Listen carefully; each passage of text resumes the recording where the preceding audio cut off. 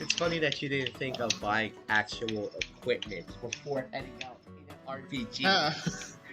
Yeah, it's like RPG 101. It's like, Jesse, the fuck are you doing? It's like, I don't know. Alright, so are you ready to discuss the BS as the upcoming death battle? Yeah, I am. So, I guess I should preface this like I don't watch death battles that often anymore. I just like look up. Yeah.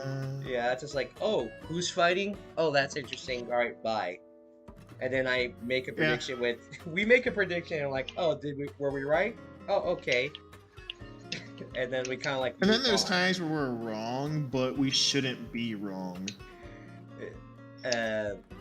Case in point, Right. Case in point with the the Dark Souls versus what was it? Skyrim, like the Skyrim? Dragonborn versus the Chosen, the Ashen One, the Chosen Undead. Basically, a lot of people in the comments were saying, imagine telling a Dark Souls boss you can't beat a boss before your will gives out. Yeah. That's what someone said in the comments. That's pretty accurate. Imagine you can't beat this boss no matter what. The hell you mean I can't? I'll beat this boss naked with the dingy ass knife. Let me solo her. But I know the legend. Yeah, but the current death battle coming up being Guts from Berserk versus Dimitri from Fire Emblem. That's just That's just not fair. It's not. Hey, Dimitri, you have this weapon that'll turn you into a demon. Okay, cool. Now he wants you to fight the literal dude that will get stabbed in the stomach and not give a fuck and stab you back. Exactly.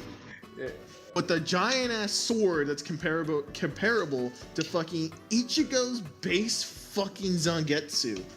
Yeah. And like, it's not even like, and this is like a case of like an anime character again, like going against like almost like a comic book character, where it's like, oh, it's an anime character versus a comic book character. All right, comic book character wins because comics are BS. Comics are BS. The same also applies to cartoon characters. Yeah, a cartoon characters versus anything is just instant fucking loss. And you can see that when they did like the joke one of what SpongeBob versus 70s Aquaman, I believe. Yeah. I'm like, of course SpongeBob's going to win because literally nothing Aquaman can do will ever destroy him. So nothing. It's a joke fight, but we expect that. I was like the only one where it was like, all right, I'm gonna say Saitama versus Popeye. Saitama versus Popeye. I called that was stupid. I called that from the second it pointed out Popeye's gonna win. They both break, in a sense, they both break reality.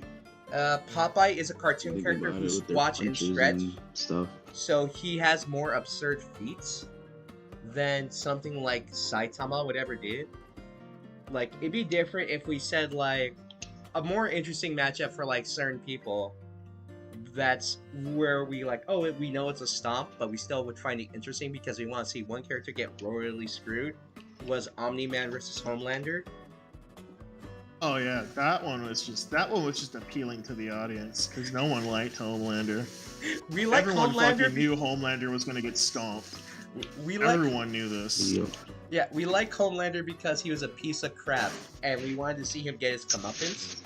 And everyone knew from the second, oh, Omni-Man? Alright, yeah, he wins, but we're gonna enjoy watching it. It was literally fucking Superman with no mercy versus discount Superman. Like, I think that's accurate. Yeah, a more interesting fight that some people suggested that I believe like Cartoon Fight Club did was Bardock versus Omni-Man, which was that one sounds better. I would say it's far more even, but it's still a stomp, but in Bardock's favor. They just gave him like the only thing that they gave him that was like kind of like iffy on canon was the Super Saiyan thing, and that was it. Yeah, because you only ever see that versus what was that bitch names again. You see it when he gets sent back into the past with Chilled, but Yeah, that's a bitch. That's yeah, the but bitch. he also has it when we if you go into Xenoverse, but then using Xenoverse as that is just unfair because Bardock has access to Super Saiyan 3. Yeah, So that just makes it more unfair. That's just kind of like uncalled for. But yeah, but like going back to like, oh yeah, comic book character versus like Saiyan character, we had like Stitch versus Rocket. I'm like, Rocket was fated to die. because they said this, I believe, because I just I didn't watch the episode, but I made this prediction. Stitch is going to win because in the movie he said his body is virtually indestructible and he can think as fast as a supercomputer. Yes. I think they said in the fight that that Rocket had some way of defeating Stitch, but Stitch was basically thinking so much faster that he would basically turn it against him. Just the general gist of it. Yeah, but like going back to like this unfair death battle that we have coming up of, again, Guts versus Dimitri.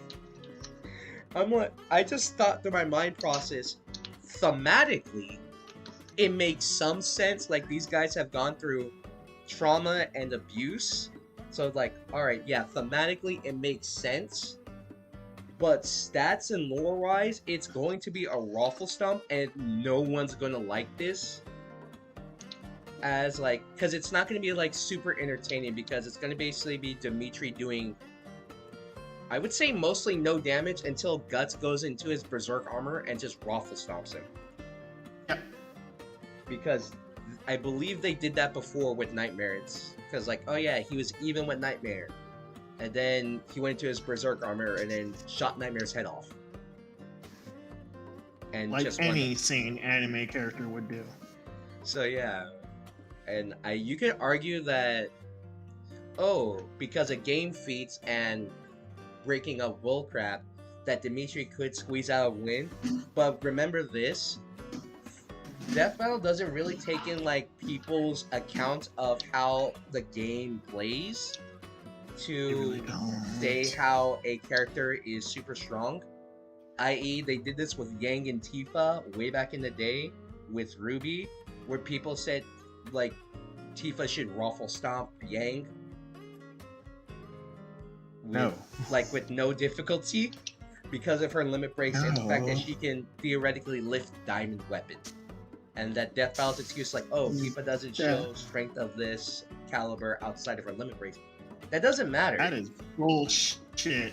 And like, that doesn't matter. She did not need a limit. She did not need limit break when she yeeted Cloud fast, or when she kicked Cloud hard enough to make him break the sound barrier and create a fucking heat barrier around him.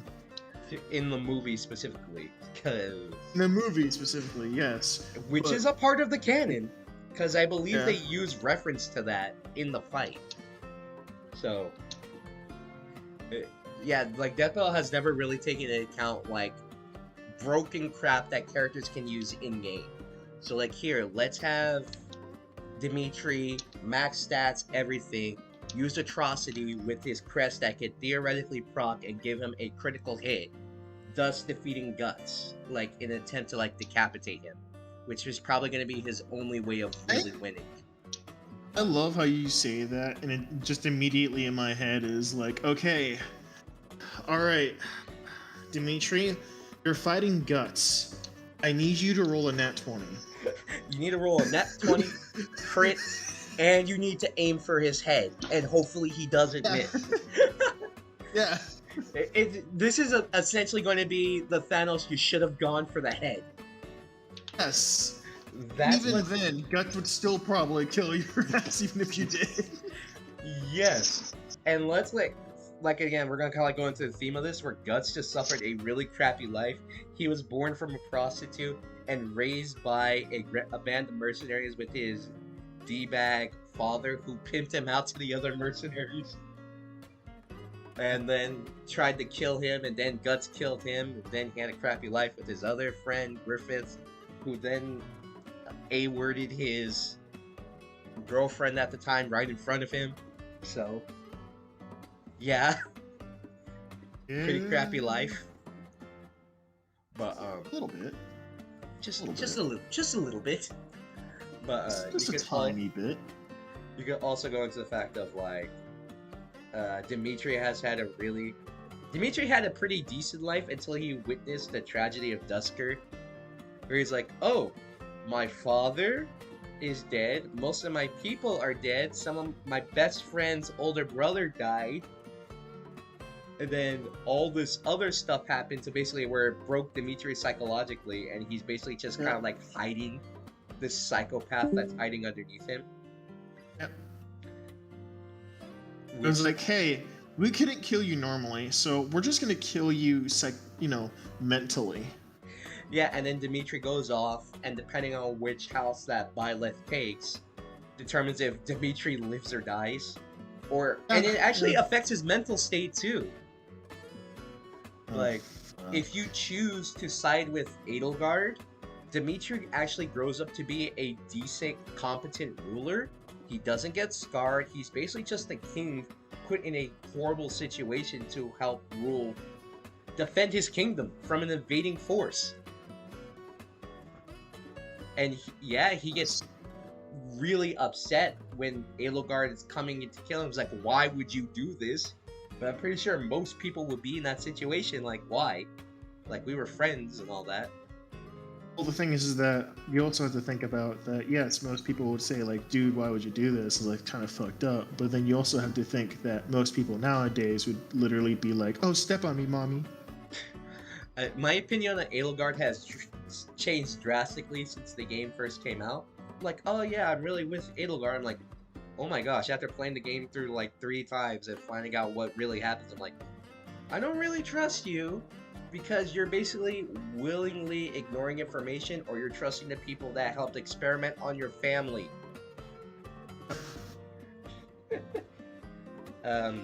Dimitri in Claude's route just dies at the Battle of the Three Houses, the one in like chapter 14, I think.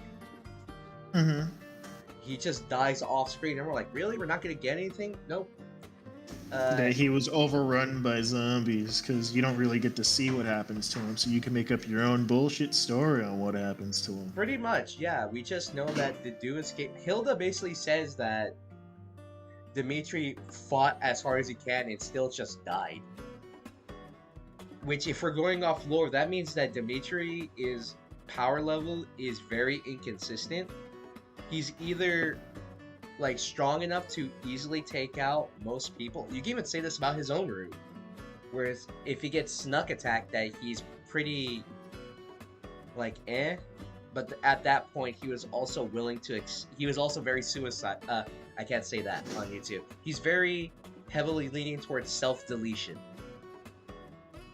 I know, yeah, technically, yeah. Like, he's very leaning towards self-deletion. This little girl with a knife is like, oh, you killed my brother. You know how it feels now? And Dimitri's just science like, oh my god, just... It's essentially the meme from fucking SpongeBob. It's like, do you feel it, Mr. Krabs? Do you feel it, Mr. Krabs? Yeah, it's like, Dimitri's just very... So his power level is already very inconsistent in comparison to, like, Guts. Oh gosh, they're Muda rolling, so yeah. Okay. If we were like to, if anything, I just don't think that. Oh, hold up. I really don't think that this fight is going to be fair. Just like no matter what we do. What part did you think it was going to be fair? Well, that's the thing. Is this their first Fire Emblem character that they put in Death Battle? Like, yes, it is. I mean, I'll put if like really honestly though, I was like, really, you're gonna go with Dimitri? Yeah, sure, he's popular. Why not someone like Marth, or even like the more popular characters like the avatars? Like, oh, let's put in someone like, or like some of the dragons, if anything else. Like, oh, let's put in Grima. Let's put in Sothis. Let's. Oh, I would love to see who they put up against Grima, to be honest. Grima would essentially win unless they have a Hack's ability to seal him away in another dimension. I mean, true. Because yeah, most of the time most of the final bosses in Fire Emblem cannot be like killed outside of like quote unquote hacks. Because Grima can't die unless Chrom or Rob Chrom just seals him away.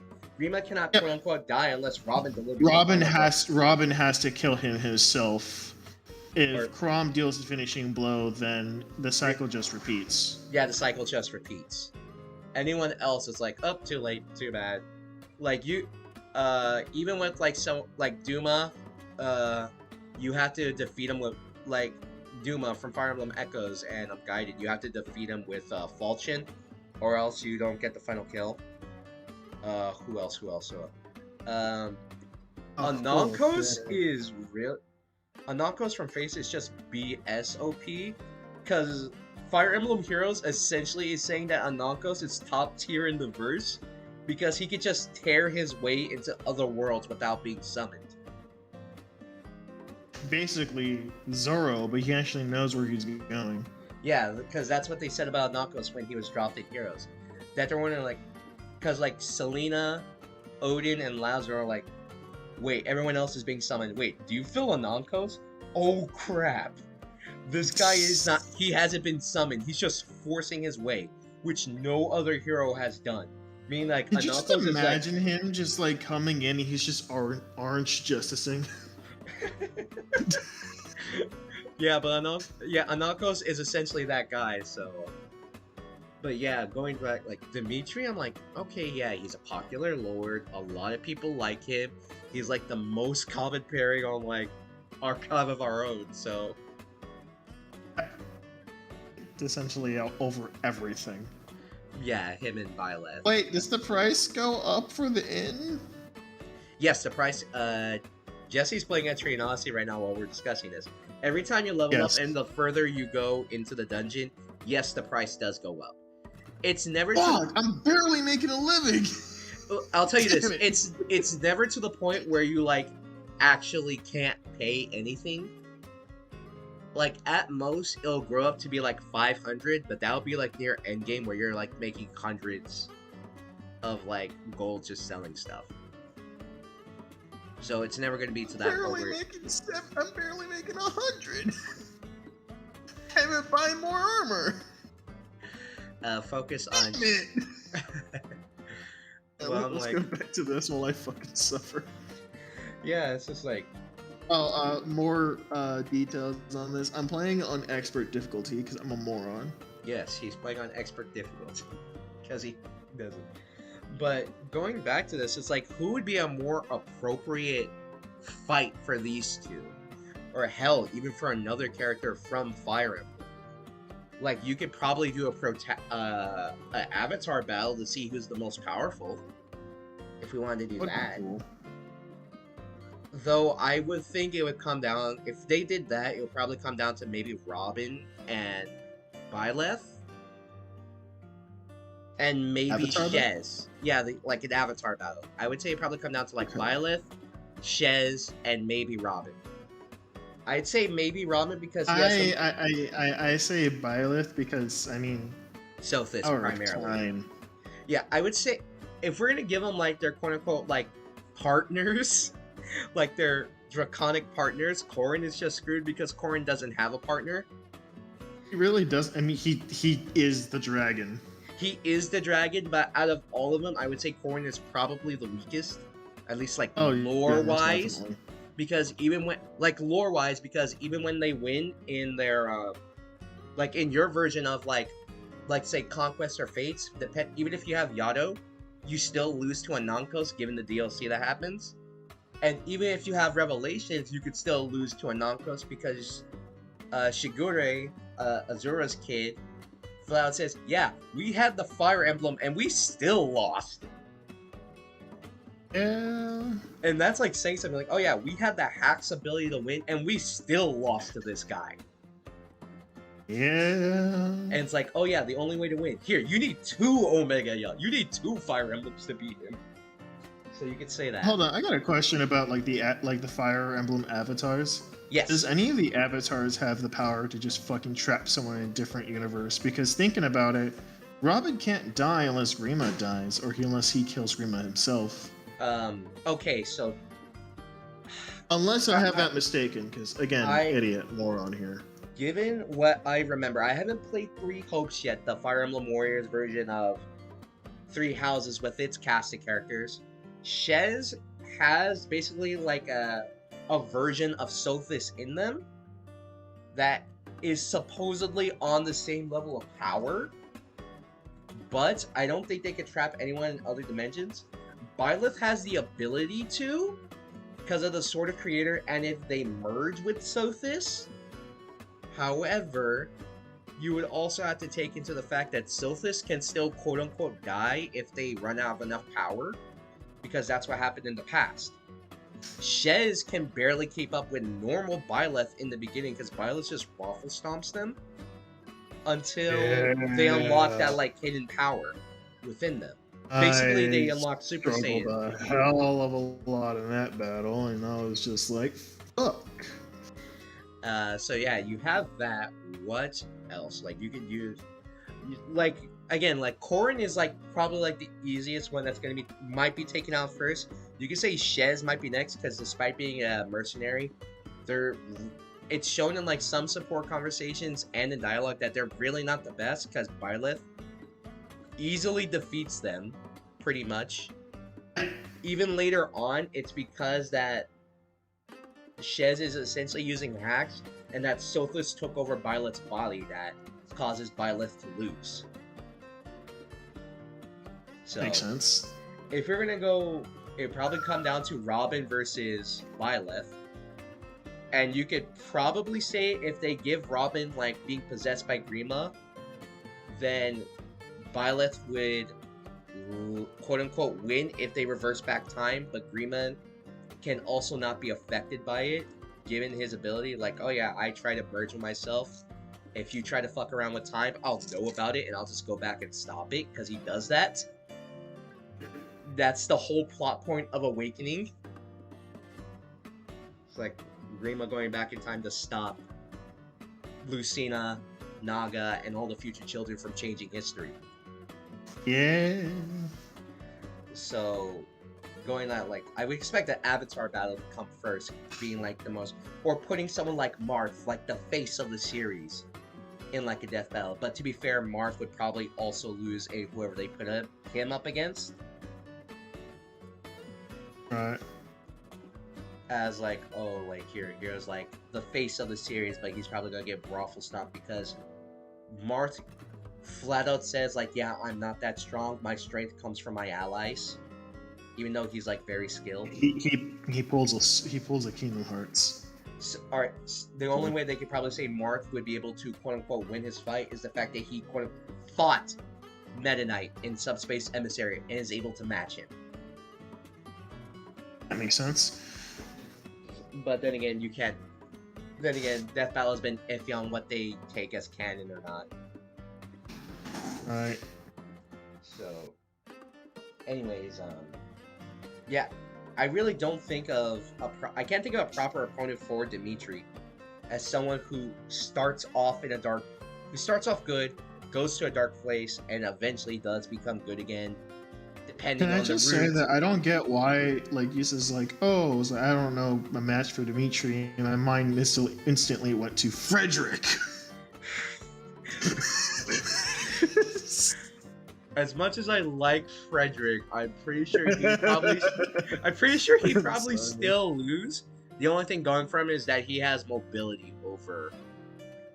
Well, the thing is that the only reason I thought of Frederick was because of the main joke in Fire Emblem Awakening. So, like, oh, you have the weapon triangle? Then Frederick. Frederick doesn't care about your weapon triangle because in Three Houses the weapon. That's because in Three Houses the weapon triangle doesn't exist. It doesn't. It really doesn't. So yeah, coming up with an opponent for Dimitri that's not, I would say, on someone who's like quote unquote the same level as him, is very difficult because like Fire Emblem, despite the absurdity of it, is a pretty balanced verse in comparison to like most other video games. Yeah. It's like, oh, here, even though you're fighting up against quote unquote gods, Naga herself says, I'm not a god. I can still very easily die. The Yeah. Duma, Milla, they agree, like, yeah, despite the fact we're quote unquote gods and revered as that, we're not gods. We can still very easily die. You'll Yeah. need some hacks, but It's yeah, like, you oh, can. it's like, these guys are gods. It's like, no, we're not. We Yeah, are not gods. Do we not have treat us incredible- like gods. We have incredible power, but we're not gods. You can say we're god-like, but not gods. Yeah, it's like, oh, who do we have that could, like, again, it's going to be very difficult to, like, try and find a proper opponent, because, like I said, Fire Emblem, despite its absurdity, the fact that you're fighting dragons and quote-unquote god, like, the only god that we have in Fire Emblem, really, is, like, Anonkos and Sothis, and even then, they're still killable. And I'm pretty sure we could find a better opponent for Guts rather than Dimitri, who's not even really a berserker-like character. Yeah, I mean, I think, if I remember correctly, this is going to be Guts' second battle, because his first one was against Ragna. No, his first battle was against, Nightmare. Okay. Yeah, Ragna faced Soul Bad Guy, which in of itself that's kind of iffy, but I'm not super caught up on Guilty Gear lore, so I'll just save my opinion on that. Yeah. Because I think that's for the best. Yeah, if I'm not super caught up on something, I'm like, alright, I'm just gonna throw out my hat and vote for the character I like. Like, the only person we know that they could throw into Death Battle and would probably lose like 90% of the time is Batman. That's accurate. Like, the only fight he's won so far is against Captain America, and they make Captain America seem like an idiot in that fight. It really did. Then again, that's like older Death Battle.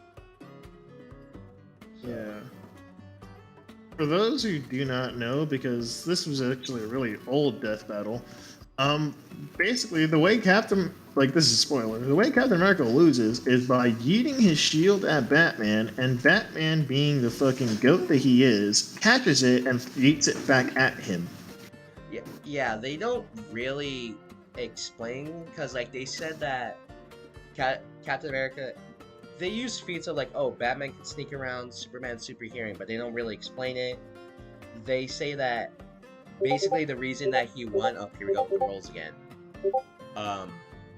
The reason they say that Batman won was that he's a master of all martial arts, whereas Captain America is mostly adept. But remember this, that Captain America is still a superhuman, and therefore, Yes. like, basically, like, quote-unquote, far more powerful than, Batman is normally when it comes to how the game, or how the show usually portrays him. In comparison to like, if we were to go, oh my gosh, that's really annoying. Here, let me just put my thing there so it won't shut it up. It's kind of difficult to give a fight that's thematic or stats-wise more appropriate. Like, we could talk about, like, thematic-wise, something like Goku versus Superman makes sense, but it's a stomp, depending on which version of Goku and Superman you're using. Yeah. It's like, oh, do we use Xenoverse and Heroes Goku, where this guy can, like, break reality, theoretically? Or do we use the one that's in Super? Or do we use, like, the Superman that's from the movie, the animated movies? Where he's like, oh, Okay, yeah, real talk, real quick. I find it bullshit that Goku's god Kamehameha does nothing to Superman. That's because they're using we've talked about this before, like in private, but Death Battle tends to composite versions of characters into other versions to make, like, their ideal character. So the most infamous one is with Green Lantern versus Ben 10. We're like, oh, here, we're gonna give my childhood. Like, yeah, we're gonna give Hal Jordan the ability to time travel, but this Hal Jordan's, like, specifically, like, weak to yellow, I believe was the idea. Or we're like, Yes, he is weak to the color yellow. And it's like, all right, here we use the other version of Green Lantern, who isn't weak to yellow, but isn't capable of time travel. Yep. And typically, it's like, oh, here we're gonna use feats of other characters, compare them to other characters, and like, oh, theoretically they could put up this amount of power, but unless they kind of like show it, it always makes it kind of like more difficult. You have to like kind of like, it's not mental gymnastics, but you kind of have to like think your way about it. Like, Goku can throw a Destructo Disc because everyone can, but we don't see Goku do it until Super, or if he uses a similar technique. Yep. And it's like, or in most games where like Cell can use the Spirit Bomb, but we never see Cell use it in any form of animation. Supposedly he could use this. Supposedly he can. Yeah, he's like, see, like even in Xenoverse, he says, "See, I told you I could do it if I wanted to." So you could do that, or we could think of like possibly more, I guess, like other characters that would fit that status of theming of fucked up mental thought process. Hell, you can even say Virgil from Devil May Cry is a potential opponent for Guts if you think hard enough about it. If you really wanted to. It's like, oh, here. We have the character. As long as you want him to be, he can be stronger, if not as strong as Guts. Yeah, it really depends on like who's like writing. Like, okay, we have someone who's a really good place and then falls. Like Virgil had a decent life, then he has a crappy childhood, he grows up by himself killing demons. He fights his brother, gets worse, and then kinda gets better towards the end of DMC 5, given the story. Bitch, he did not get better. He cut off his own son's arm.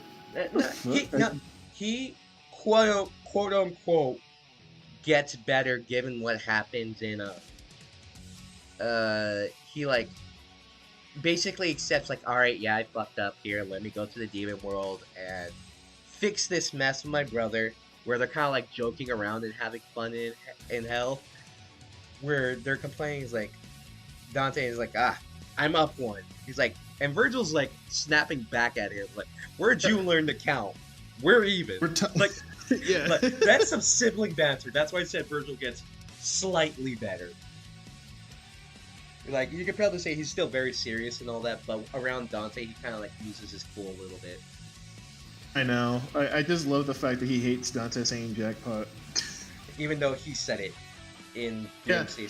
He says it once in one of the games. Yeah, which is why I don't get why he hates it. Because it's like, dude, you said it with Dante. It's not that bad. He also says in the Project X crossover game, where it's DMC1 Dante teamed up with DMC3 Virgil as a tag team.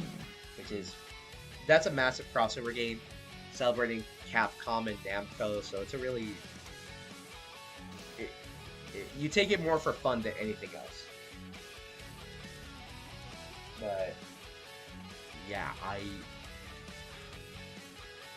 guess we could go on to like certain death battles that we don't particularly agree with. But then again, there's a lot of that we can say that too. Yeah. It's like, okay, like we can't Aizen really versus Madara. Alright, before we jump into that one, let's just like get some early things out the way. We're really not going to talk about anything from like seasons like what 1 through 3, because like that's very early death battle. Yes. Where it's like, all right. And don't take it personally. I don't really care that much for fucking Jason from Power Rangers, the Red Mighty Morphin Ranger versus Leonardo. You can always say that the Power Rangers are comparable because of that one episode where the Teenage Mutant Ninja Turtles defeated the In Space Rangers, I believe. They defeated them because they had a dark power boost by I forgot the chick's name. Like the main villain's name, but you could also say like they also use the element of surprise on them? Yeah. Yeah. They basically tricked them into thinking they were allies. Yeah. But if we, you It can was also a also really old series of the Ninja Turtles where they actually had one of the turtles that was there had the power to basically utilize chi. yeah, and they use that in like I want to say like 2013's series, the Teenage Mutant Ninja Turtles that had like one of the rap songs as the intro, which where Leonardo specifically does that when he gets critically injured, where he's like, yeah, using power of chi to heal himself and all that. But I can also see that. Like, then again, we're also big Well, power. So I was gonna like say more about this series because I haven't seen the series. To be honest, I've only seen like a first episode of it because it was back in the day when Netflix had all the good shit, and I mean all the Power Rangers. And for those who don't know, I'm a big Power Ranger nerd, and I'm slowly getting into Super Sentai. Yeah, I consider myself a casual Power Rangers fan. I kind of stopped after Jungle Fury. I caught I up with don't like blame you. I do not blame you. like the most I think I've seen is like I've seen the ending of like Samurai and Super Samurai, where it was like one they basically split what was two different I'm- seasons into like I'm one resisting season. the urge. I'm resisting the urge to rant about that. Please don't. Okay, so I'll just say this. That's like where we stopped it. But why don't you particularly like that fight? Which Like, one? The Jason Jason- versus Leonardo? yeah. Or? Like, other than basically being like a sequel fight, or a sequel slash prequel fight that we get. Why don't you like it? It's not the fact that I didn't like it. I just said like I didn't really care much for it because of how old it was, and it was when I was really just ignorant of Death Battle, and I didn't really know how it worked. So I just basically understood every explanation they gave me until we started ranting about it, and then like I just like took their explanations and I was like, okay, they explained it this way. Until they used a character that I knew of, was like, wait, you're using Ben 10 versus Green Lantern. Ben 10, who literally turned into a fucking alien god. Yes, he's not the top 5 or top. He's not even part of the top 5, but is still considered a god amongst humans. Is not capable of going back in time, or at least witnessing Hal Jordan go back in time. Yeah, I believe that guy, Kuro the artist, specifically goes into detail like, why is Alien X just standing there? Alien X is very durable. His clones are not like shadow clones. They're not. What else? Even like, if they were, you had to like use like almost a nuke, and even a nuke won't take them down. yeah, because they also say this in the fight, like even the speed of the Big Bang wasn't. Bang caught it and cycled through all his transformations to see which can contain the power of it. Yeah. And they just basically like, oh yeah, they were wrong. I didn't particularly care for that fight either, even though I'm a fan of both series. It's because it's a real. If you think about it, Death Battle does like a lot of really messed up fights lore-wise for like the characters. Like, oh, the Teenage Mutant Ninja Turtles just fight each other out of nowhere to see who's the most deadly, and they just screw each other over and kill each other in brutal ways. Mikey did not deserve that, man. I forgot what happened to Mike. Leonardo Because decapitated him. Yeah, because Raphael just went ham on Donatello, like. Yeah. It was, then again, like Death Battle has always done like really. You could probably say like it's a product of its time, like the Justin Bieber versus Rebecca Black one. That's like really. That was just a joke that I found hilarious. Like back then, I'm like, yeah, but going back to it now, like seeing like, wow, people really kind of bullied him for like no reason. Like these two people who happen to be real, so it's like, eh. Yeah, we really can't go back to like old school death battles that we have issue with because like, well, they're old. Like, Yeah, they're really old. Like they hadn't quote unquote perfected their craft yet. We're not really talking about like It was made for more shits and giggles than it was for actual debates. like I saw this. Despite what they say, it was meant for more shits and giggles than debates. Yeah, I guess like one of the ones that we could kind of like roast on now is like Spawn versus Kratos, because Spawn has so many different iterations versus Kratos, who has like his one version. It's like, I believe the creator said, yeah, Kratos is going up against like the real quote unquote versions of these gods who have all their hacks abilities. But then again, like I said, it's old. And the thing about Greek gods that everyone has confirmed is that the older the Greek god gets, the stronger they become. And Kratos has defeated Greek gods that were basically not only way older than him, but were essentially immortal, so they existed for almost thousands of years. And Kratos, who was just a brand new god, who wasn't even a god at the time, still managed to kill a fucking god. Yeah. And the only way He overpowered Ares. Yeah, like the only way he loses that fight is if you mess up your battle in God of War 2 when you go back in time. Yeah. And yeah, like, and at least it's like, which version of Spawn are we using? I think the one that they use, like, oh yeah, we're using the Spawn that killed God. No, not killed God, but overthrew God and Satan.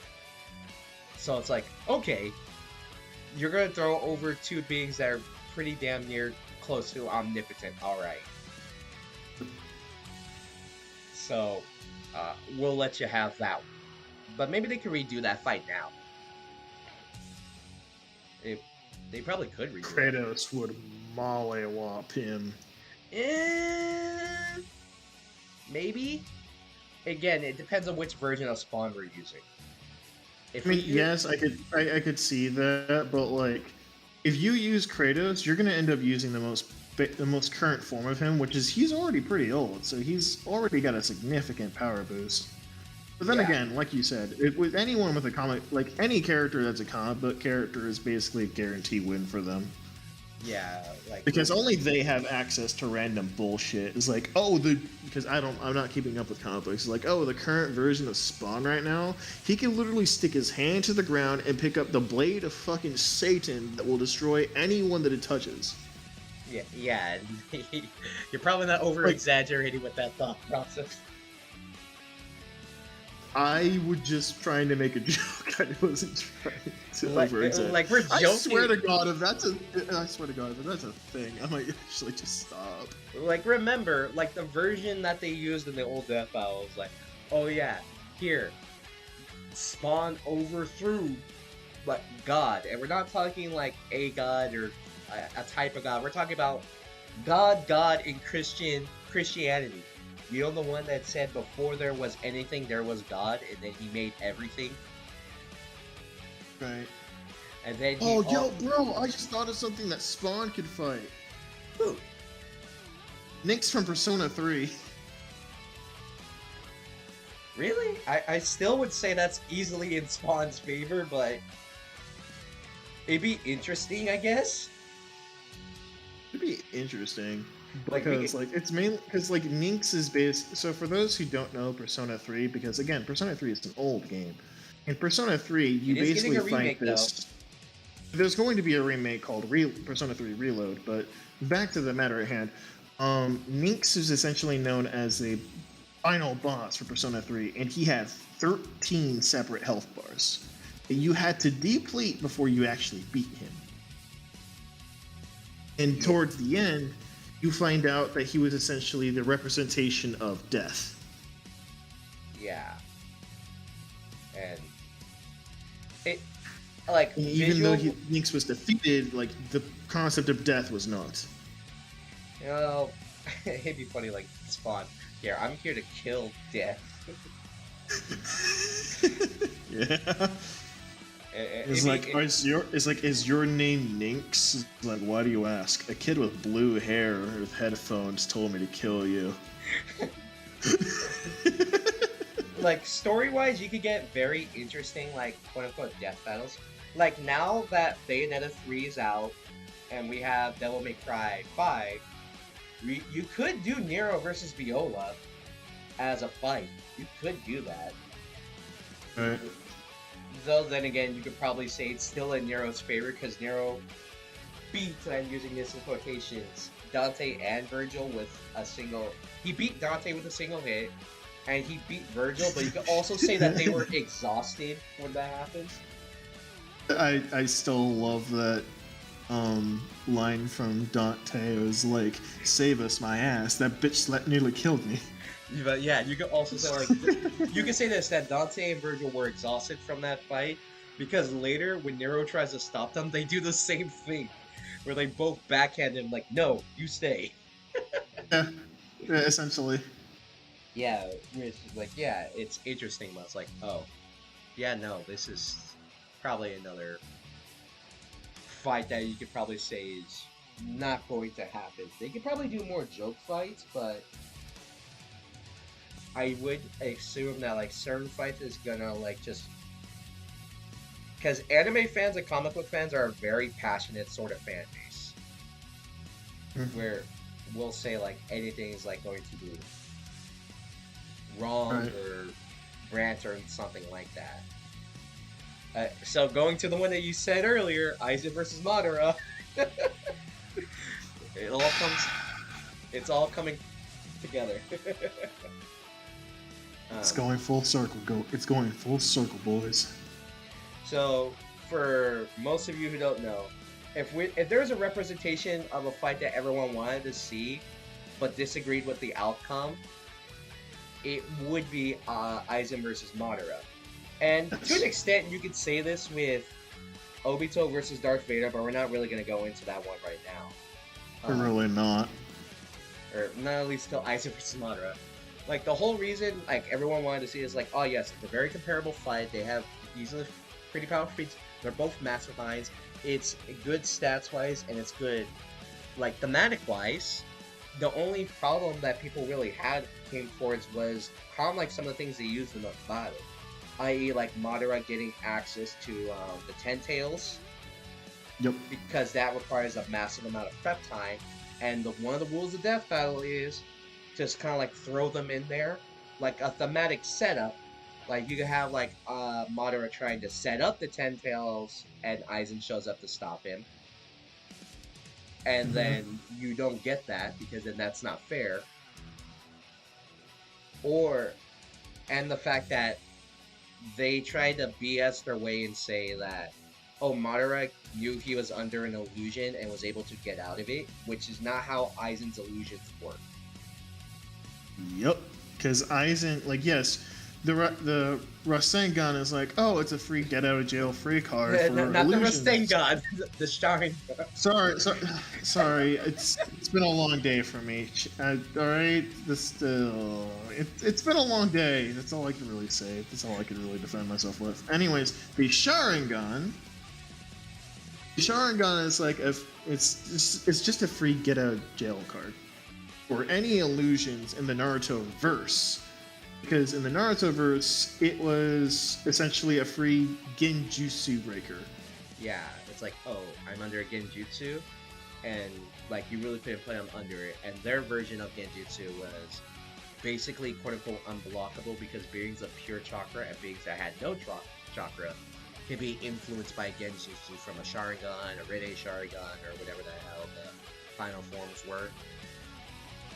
Yeah.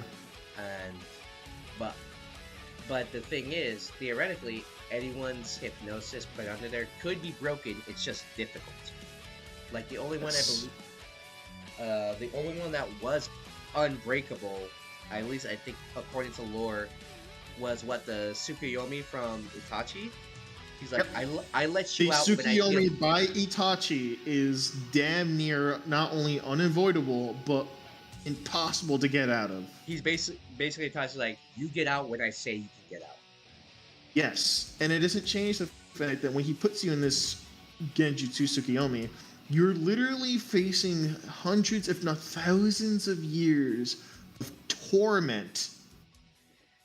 And what feels like years, centuries, fucking an eternity is only lasted about 2 minutes. Not even, because I believe... It's not even 2 minutes. It's a much, much shorter. Yeah, because like 5 seconds, and you're fucked. You're 5 seconds, and you're already destroyed mentally. Yeah, unless you're Kakashi, but... They did this with Kakashi and with Itachi's love interest went in like the light novel. Basically, he made her. He didn't kill her like in the cruel, brutal way. He kind of like just let her live out her life mentally, and then her brain just like died of essentially like living out her entire life in a picosecond, which is like the shortest amount of time that can exist that we can record. In other words, he isekai'd her. In a sense, yes, he kind of isekai'd her mentally, and she quote unquote died peacefully. And Kakashi, I believe it was like he tortured him for like 72 hours, but it was only like a second. Yeah. So, like that's how typically the illusions work in Naruto. Like they put you under genjutsu, your mind perceives one thing, and then even though it should work. Actually, now that I think about it, we could go back to Jiraiya versus Master Roshi with that, but we'll get back to that one. Yeah. The reason people were really upset with that is because Aizen's hypnosis, his version of it, as he flat out states, is perfect hypnosis. You can know you're under it, and similar to Madara, unless you're fulfilling a certain condition, you're not going to be out of it. The only, like, there's two conditions to not be under his hypnosis pre-merging with the Hogyoku. Either not seeing his sword, or grabbing his sword while you're fighting him. That's the only way to avoid his illusions pre-merging with the Hogyoku. Jesus. Fuck that fire spell. Did not expect to do 78 damage. Sorry. Yeah, you still play against Reno Odyssey. I was fighting a claw bug for the first time, and I basically used everyone's skill on it. And I used the Shielder's Provoke and my mage that Kashmir picked. I used fire, and all the attacks were doing like 4 damage. It was like, well, damn, this is gonna take a while. And then fire just does 78, and I'm like, fuck. But yeah, Aizen's hypnosis is perfect. And after merging with the Hogyoku, you could just look at Aizen, and you're under the influence of it at that point. Because he's merged with Hyoika Sugetsu. Meaning that looking at him like, oh, you're already under it. Can't do anything about it now. Sucks to be you. So, and the also reason why it really doesn't work thematically wise, or power level wise, so to speak, was when, I think they said like that Unohana knew she was under hypnosis, but they kind of like failed to mention was that Unohana knew she was under hypnosis and knew she couldn't do anything about it. That's the thing that they said. That. Yep. And the really big one, like Yuha Bach, the big endgame final boss of Bleach, has the ability, dude who can see everything, by the way. Every possible future was full. How many times was it? Three or 4 times. 3 fucking times in a row.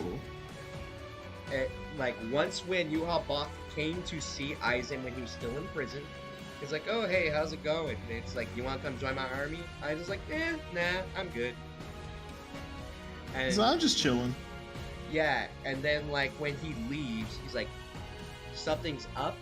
And then like the rest of the Stern Reader is like, "My lord, you were gone for hours. What took you so long?" And that's when he realizes, oh crap, I was under the effects of Hyoika Sugetsu. Just me being near Aizen and seeing him put me under his effects. So the guy who can literally see every possible outcome and timeline was fooled 3 times. Once before the fight and 2 times in the same fight.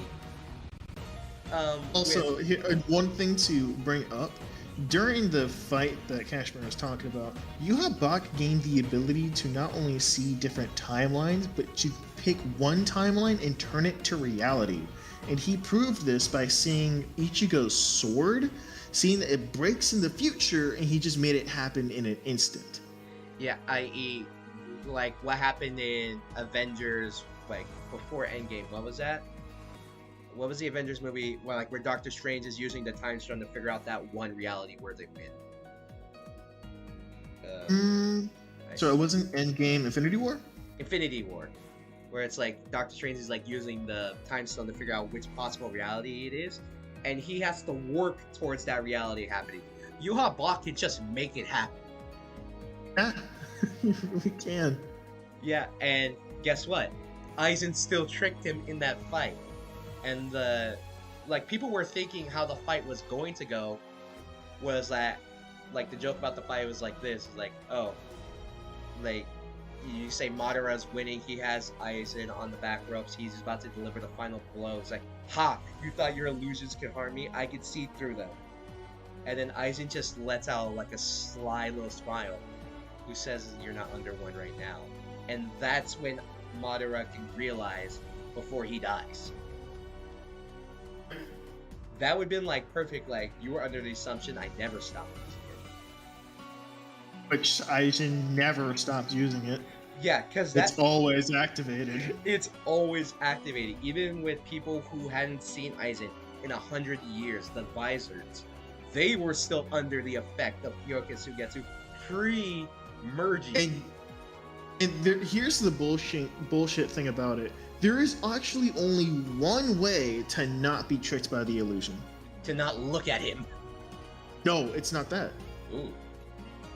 What is it? So the only way for Aizen's illusions to not affect you is to basically have a piece of his sword within you, which he accidentally did with Ichigo. He did? Yeah. Oh, I was about to say when he stabbed him, but he didn't stab him. He just broke his spine. In that first fight. There is a moment where, like... So in the very first fight, he just, like, kind of broke his spine. But I think it was, like, later on to the series, Aizen's, like, sword, like, chipped a bit, and it went inside of Ichigo, and because the only way to get out of the illusion is by holding Aizen's blade. Ah, so... At that time. But since his blade is now gone, it's now whenever you look at him. But Ichigo has that immunity, which is why Ichigo was never really affected by it at all. Yeah. So that's why, like, that's like one of the big fights that people really, really did not like. They're like, nope, that's BS. This is the fight we all want to see, but a lot of people almost unanimously agree, except for like the few select like outliers. They're like, yeah, no, that's BS. Yep. I like kind of going back to like the whole Genjutsu argument with like Master Roshi versus Jiraiya, with the whole Jiraiya using Genjutsu on Master Roshi, but it shouldn't work on him because he doesn't have chakra. Because that's how Genjutsu works, it manipulates the chakra flow into your brain, but Master Roshi doesn't have that. It really doesn't. And to be fair, at least they were using pre-Tournament of Power Master Roshi. Yeah. Because if it was post or during Tournament of Power, it's a waffle stop with like one punch. It really is. Especially since Master Roshi temporarily got over his weakness. Yes, of beautiful women. He jokes about it. He like jokes about it versus I believe like Kawaii, like that the green skin girl from like I want to say Universe 4. In the Tournament of Power, yeah. Yeah, she's like, yes, she's like, her power is like, I am hot, and like that's her ability. She's like, I am hot, and then therefore you should worship me. And Master Roshi's like, I have trained myself to resist the power of beauty. It was essentially at that point where Master Roshi was like, everything I've done in life was for this one moment. And he like bulks up. Kawaii's like, she's like getting scared because like her sex appeal tactic is not working. And she's like, oh, well, it's not working. It's not, like, see, she thinks it's not working, but it's working too well because Master Roshi just bulks up as like, you don't want to get me started, because if you get me started, I will not stop. And that's what causes her to run off the stage. It's like, nope, nope, nope, nope, nope, nope, nope, nope. It's like, nope, nope, nope, nope, nope. That's essentially the reaction. It really was. Like, we're not doing this, And then even like her God of Destruction's like, hey yo, what the heck? She's like, no, he's creepy, don't let him near me. And then you can almost see it as like Master Roshi bluffing in that point. Of like, maybe he's bluffing, maybe he's not, because he basically goes back to his ways after this fight. Essentially. The only reason he trained was to make sure that he wouldn't fall for that tactic, like, whatsoever. Yeah. So, The next one that I'll do really gets sword mastery. the next death battle was like one of the most recent ones. It's not the most recent one that was out. That one was Phoenix versus Raven. I'm like, maybe, but I haven't watched that one. I didn't even know it came out today, because that's how our friend the Muffin Man told us. He's like, oh yeah, we're having a new death battle before we recorded I this. don't know how I don't know how that turned out. I didn't watch it. I might just skip to the end one, and that's how we're gonna get Dimitri versus Berserk. Rogue versus Raven, correct? Phoenix versus Raven. Sorry, Phoenix. Sorry, that's been a while. Like someone here. I'm gonna give it to Raven. I haven't seen it, so I don't know. I'm just saying, myself, I'm giving it to Raven. I'm just jumping to the end of the fight right now, so I could just kind of like see it. I've never been, like I said, recent death battle. I have never. Okay, so it was. It looks like it was Phoenix who won. Yeah. Okay. Yeah, Phoenix won. Like I said, I don't really put any stock in death battle anymore. At this point, they are just entertainment. They'll take them at face value right now. Like anything that they say. Yeah. Because like, oh, okay, it's like, yeah, but yeah, Phoenix won that. Apparently, I'm like, all right. But going back to like another controversial death battle that just came out, the Madara. Not the Madara one, the Obito versus Darth Vader one, like the fallen hero. Bullshit. Like the fallen. You telling me? Oh, go. All right, so thematically, it makes sense. Like the person who was supposed to be a force for good, who wanted to do good things in the galaxy, becomes a fallen hero, and at the end of their life, they choose to become a hero once again to save the world/universe from destruction. But in the case of Darth Vader, it didn't last because Palpatine somehow survived falling into a shaft of an exploding Death Star and was chilling out on an island or a planet for the next 30 plus years, I'm guessing. Somehow he got that Gucci and had a fucking granddaughter. True, but then again, no. Here's the thing. You know what happened? It probably happened when he was in the Senate and still somewhat decent looking. I could believe that happened. I could believe that happening versus old saggy Palpatine, who was a Sith Lord. But okay, let's be honest though, it's funnier my way. True, he has power. He's like, I have power and riz. As everyone, I have come seeking coochie. He is literally is like, I went into a bar and I rolled a nat 20 and all the women just came to me. But alright, so I can see why people are upset because I'm not sure if in the video they mention this, but the problem with Death Battle again is making composite characters for specific versions. So I will say this, from what I know of things that work, there's like tier levels of canon. There's primary canon, which is like the main source material. There's secondary canon, so long that it doesn't contradict the main story, it's fine. And like tertiary, where it's like kind of doing its own thing, and non-canon. What the people are using as like, nah, this is BS, is the fact they're using secondary and tertiary canon for why Darth Vader should beat Obito. And the fact that he gave Obito prep time. Because it wasn't. It was not prep time. It was just instant. Well, no, because the quote-unquote reason it's called prep time is because, like, if it was Obito during the middle of the war, I'm like, all right, that's kind of fine. But they should have just started off with Jubito, and then they could have gone into the BS, but. Yeah. So I will say this, that the reason people are really freaking out is because in the Star Wars TV show, Anakin overpowered both sides of the Force at the same time, and then there was a time he was basically a cosmic entity with all the power of the Force. I believe like the ability to like blow up a planet. He was able to rip holes in dimensions. Yeah, but that was comics, which are unfortunately secondary canon. Yeah. Comics, like comics, games, TV shows, those are unfortunately secondary canon to a lot of stuff. Because like And including Dragon Ball until Dragon Ball, what was it again? Dragon Ball Drag Heroes? yeah, because the thing with Dragon Ball is like technically you can say there's two different canons. You have the anime canon Yep. and you have the manga canon. Because in the manga canon, Goku knows Hakai, and Ultra Instinct is more of a style of fighting versus an actual It is an transformation. actual transformation. Yeah, versus an actual transformation in the anime. So that's why it's always The way the fucking transformation in the anime is actually not that good, apparently, because apparently the power scaling for it is just fucking the number of transformations the character has.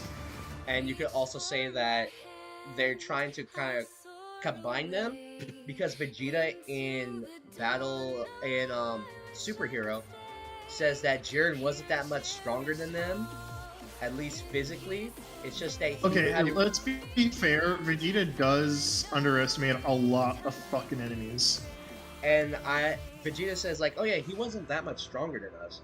It was just that he was able to use his energy at the right moment and unleash it all at once. And I'm calling BS on that because Yeah. in the anime, when Jiren showed up, that shook Vegeta and Goku. They were like, holy crap, what's that energy? Yeah. When they were talking to the Universe 6 Saiyans, when Caulifla was talking all Well, that good so crap. I wanna bring up something in Vegeta's defense. What? This is before Vegeta and Goku, or this is before Vegeta unlocked Blue Royal. Or Evolution Blue is what I call it. Oh yeah, I mean it's Evolution Royal. It kind of just depends. Yeah. I think in Xenoverse they call it Blue Evolution. Yeah. So that's why it's called that. But yeah, you could say that. And that's... And going back to like the different tiers of canon, we could say this, like, something like the Dragon Ball manga, it was like the canon for a long time. Dragon Ball Z is technically, you could say, like, the entire Dragon Ball series is secondary canon for the filler. Where, like in Superhero, Piccolo says, oh yeah, I never got my license. But in the filler, for Dragon Ball, Goku and Piccolo eventually get their licenses. Because they're driving, Goku, Chi-Chi, and Gohan are just driving around on one of the days they're relaxing. So, yeah. What else? Like the Super manga and anime have different levels of canon because they both like follow different rules. Because in the Hero movie, Krillin didn't even know about the Red Ribbon Army until Bulma brought him back. But in the manga, Krillin knows about it right away when I believe Dr. Hedo is leaving prison and he's trying to follow them, and his stupid little buzz robotic wasp is able to one-shot Krillin because of poison. So Yep. that's what's... It's always like questionable the levels of canon that you have. So F for chat and for Chrome. F for Chrome. That's for Kelly. It really is kind of messed up. It's like, alright, yeah, these different levels of fight. It's like, oh yeah, we could see that happening, but it's like, at this point. Like, I'll just scroll through the list of death battles that I had a problem with. As like Alright. a quote unquote, just like viewing them because they have them as a playlist. No, they have the Death Battle cast. That's their podcast. Let's go through. Which I actually heard a very interesting Confast conversation. It was Pikachu versus Pikachu from Pokemon versus Agumon from Digimon. Jesse, your mic is getting staticky. Ah, fuck. I mean, I would say it's an interesting fight. Don't get me wrong. The problem is, like, which Pikachu are we using? Are we using Ash's Pikachu? Are we using... Ash's Pikachu, but let me, like, exit out and go back in. I believe it was, like, Ash's Pikachu versus, like... Alright, so it was, like, Ash's Pikachu versus, like... I want to say Ties is the character's name, Agumon. I can't remember. It's been a long time since I actually watched it. In the early 2000s, the tamer for Agumon is Tai. For like the very very early one, it was actually a different guy.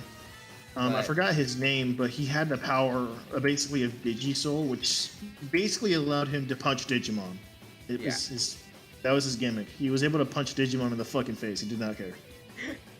But I will admit that's kind of interesting. But the like they would have to impose some strict rules on it, and like okay, Tai for some reason can't digivolve his Agumon because of the space that they're in. Because the digital world doesn't work in the Pokemon world for some BS reason. That's the thing, because since it's a transformation, yes, that's fair, but they're going to end up doing the same thing they did with Tai and Agumon versus Red and Charizard. The thing is, Ash could actually physically beat Tai because of how strong Ash is. For those who don't know, Ash is just a fucking monster. Because in the anime, they have him lifting and throwing stuff far stronger, far more capable than a 10-year-old should. Like, he throws a piece up, like a full log by himself. He's able to pick up a Larvitar, which I believe is, like 100 pounds? In terms of weight. He's able... Like, the only one that's questionable is Cosmoem, because Cosmoem is 2,000 pounds. But you can also say Cosmoem is also floating, so... its weight is not really relevant. They said Cosmodium's weight was basically like that of a fucking star, which is fucking heavy as hell. And everyone makes a joke about it, that Ash is just able to fucking pick up anything. The moments that you see him struggle in terms of strength, he's just doing it to just, be funny about it. Yeah, like, I know Alright, keep going, my bad. I know I said I wasn't really going to criticize, like, a lot of the older death battles because, like, they don't make a lot of sense. But I could go back to some of these. I'm like, yeah, I don't agree with this. The Kirby versus Majin Buu one. I could say that because they kind of, like, did Buu dirty, but then again, that was, like, before Super. Sorry, my mom just called me. Well, at least there's not static anymore. I know we said, like, not going back to the old ones, but Kirby versus Majin Buu. It did him dirty. Yeah, because they were really not following, like, the level to do. Like, alright, we're not going to have, like, outside influence, but Kirby is able to use his powers by absorbing people. Which, it's not prep time to anything else, but you can also maybe consider it, like, outside help. And the fact that they combine travel speed and fight speed to say that they're comparable also doesn't make sense. Because they put Kirby on his Warp Star being able to fight with Majin Buu because of how fast the Warp Star is. The next one we have is the very next fight, Gaara versus Toph. This was very controversial. Yep. And that was because they said that Toph could lift the weight of the world, but that was Katara being exaggerated, and it was in the comics. Which you could say is, it's really not the weight of the world. It is just a mine shaft that's being held on top of her. Yep. And yeah, she's struggling with it, and they flat out say if Aang is trying to help, he can't pull the mine shaft out on top because it will collapse everything else around him. And again, you can also say they said that Toph could see Gaara while he was in the air because he was still on Earth, which doesn't make sense. Not on Earth, covered in Earth. Yeah, that doesn't make sense because the way her seeing works is that she senses... It's through vibrations of the ground. So how is she seeing the vibrations that he is making if he's not connected to the ground when he's floating around on his basically magic sand carpet? Oh, this is how fuck me.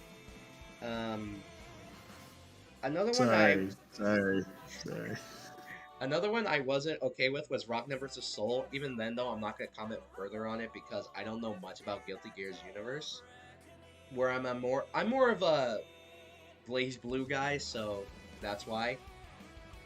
Like the only thing you could probably give Ragna is probably like, oh, he fought the god of destruction of his world and won. So you could say that. I'm still going through this. Oh, I remember this one. Donkey Kong versus Knuckles. Yup. That's another old one, like... Did they use Super Knuckles in that fight? I honestly can't remember. Super Knuckles was not a thing. Super Knuckles was not a thing in that fight, so therefore I do not take it as seriously. Because... Well, I'm saying Super Knuckles just wasn't, like, a thing in general. Because, like, this is before...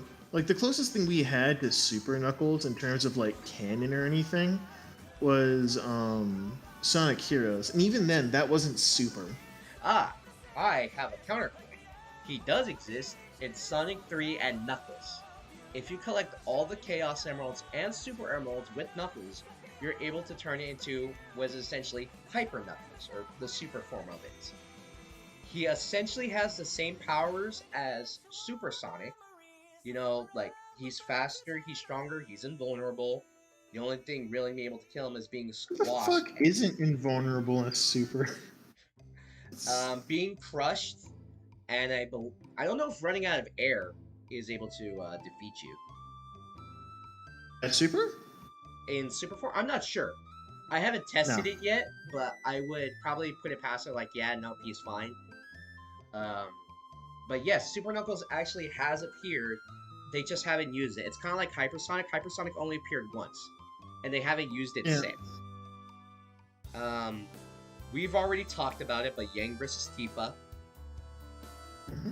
We were like, nope, that's not. As much as I hate it, I always knew for a fact that when I was a kid, I wanted Pokemon versus Digimon to win. But as an adult now, I look back and I'm like, that is just not a fair matchup at all. Like, at all. Thematically, it works, but it's not a fair fight. Like, that's the thing I wanted to talk about. So, like, so in one of the Death Battle podcasts, they were actually, like I was saying, like, they discussed how Digimon versus Pokemon, Tai and Agumon versus Ash and Pikachu. Yeah. One of the things they discussed was the fact that, yes, Ash is a fucking beast, and he could beat the fuck out of Tai, but the only way for Ash and Pikachu to beat Tai and Agumon was to essentially, is if you manage to, you have to murk Tai first. Yeah, that's not gonna happen. It's not. Yeah, because it's not gonna happen, and there's another thing about it too. So, the thing is that they weren't just using child Tai. They weren't using him. Were they using adult Tai? They were using adult Tai from Digimon Tri. That's not fair. It's like, oh, let's have this adult. You know what makes you want to know what makes it more unfair? Why? What makes it more unfair than it already is? At the end of Digimon Tri, the final Digivolution is Agumon Bonds of Friendship, which is essentially capable of destroying fucking gods. Yeah, alright, so here's the thing. The only thing that you could give that fight is if it was just Agumon and Pikachu were separated, but even then, Pikachu wins, you could say, because using the quote-unquote bonds of friendship is... Would you consider that outside help or no? Every evolution is outside help. I would say yeah. So bonds of friendship is outside help, but for Agumon to Greymon and War Greymon, those three evolution chains, that's actually, believe it or not, it's actually not outside help. Really? He doesn't need help to digivolve into it? He needs help into digivolving into War Greymon, because War Greymon is a specialized evolution that uses the Crest of Courage. Okay, so the only way I can see Pikachu quote-unquote winning is the fact that they can use the fact that Pikachu damaged God. Yes, that's the only thing I can say giving Pikachu the benefit of the doubt. He hurt God. But like, and not actual, well, believe not it or not, like God's avatar. Yeah. But like, yeah, so which is surprising. So Digimon, if they experience a new level of evolution, Uh-huh. a stronger one that they reach with their friends or their tamer in this case, they can actually achieve that evolution on their own, Huh. which is crazy in and of itself. But it's certain evolutions that they cannot attain, like War Greymon. That one is obtained through the Crest of Courage that only Tai has. So Agumon needs Tai's help into evolving into that form. Okay. Alright. Alright, I think I understand a little better now. Even though the only real Digimon I knew was the one where they, like, became Digimon. That was about it. That one I forgot what that one is called, but I know what you're talking about. Yeah, and that and Digimon Tamers because the internet has ruined. No, the internet has, Renamon. as always, ruined Renamon. God damn it! Well, I'm also a fucking Digimon nerd. I actually got into the fucking Digimon card game. Before I found access to internet, I actually really liked Renamon as a Digimon. And then I'm older. This is like me when I'm like fucking early teens. I'm like fucking 11 to 13. No access to internet, and I just really liked Renamon. I fucking binge watched Digimon Tamers. I liked Renamon. I liked all of them, all the Digimon except for a few of them.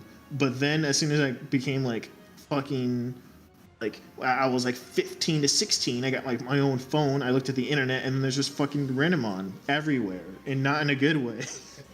So the same thing kind of happened with me with Pokemon, where I'm like, oh, I really like Blaziken, I really like Gardevoir, I really like Lucario, I really like Lopunny. And then here's the thing, I didn't get my first phone until I was like in my last year of high school. So I'm like, oh yeah, I like all these characters, but I got my computer earlier because I had a job. So I'm like, oh, let me look up Blaziken, and I'm like this horrified look of what? How they massacre them? Why? They massacred my boy. The funny thing is, my first Blaziken was actually a female. So, it was like, no. Makes it worse. It makes it worse. Suffer. The next fight. This one was really dumb, and I will forever clown on Death Battle for this. Mewtwo versus Shadow. That was stupid as fuck. No. Yes, Shadow Blitz. Easy. Easy. It's Shadow Blitz easy. And I like Mewtwo. But I'm like, no. No, I'm not giving that one. Yeah. The next one we have that I kind of have issue with, Sonya versus Cammy. Sonya versus Cammy. Yeah, well, it's mainly for the stats that they used. I'm fine with that being even, but the only problem is with that logic is like what they use from the story, and they kind of used outside game content like the bonus modes. Because they said, oh yeah, Right. Sonya can technically break Platinum, the highest tier of breaking in Mortal Kombat. But like my rebuttal to that is like, Which is newsflash, every fucking character in Mortal Kombat can do that. or no character can do that, because guess what? You could also fail those tests, with Sonya failing to break wood of all things. Do I believe it? Like, no. I believe Goro could destroy a piece of wood because he could rip someone in half casually. Yeah. But it's like, it's one of those fights of like, alright, yeah, it's a bit... It could go either way, but it's like, they're kind of like, eh. And, alright, so I should say this, like, flat out. Like, I'm not really a super in-depth power scaler. I don't look into verses. I just, like, know general knowledge. So, when we talk about this, like, yeah, general knowledge of any of this series should probably give you a W or a win. Yeah. In comparison to most things. What's another one? Another one that I thought that was a stupid fight was Amy Rose versus Ramona Flowers. No. Because Amy, No. Amy still won. It's just like, Yeah. oh, really? That's the fight you're going with? These two? when, you know, Amy, despite being a Sonic character not used that much, is still quite strong. She is very fucking strong. Yeah, and she trained herself to keep up with Sonic. That's saying something. That's in terms of speed, by the way, not strength. Yeah. In the comics, she apparently had a fucking teacher that taught her how to wield the Pico Pico hammer, which is essentially a fucking.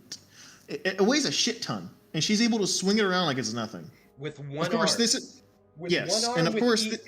and she's throwing that thing a lot of the time. It shows her in the game. Yeah. She even balances on her finger for no fucking reason.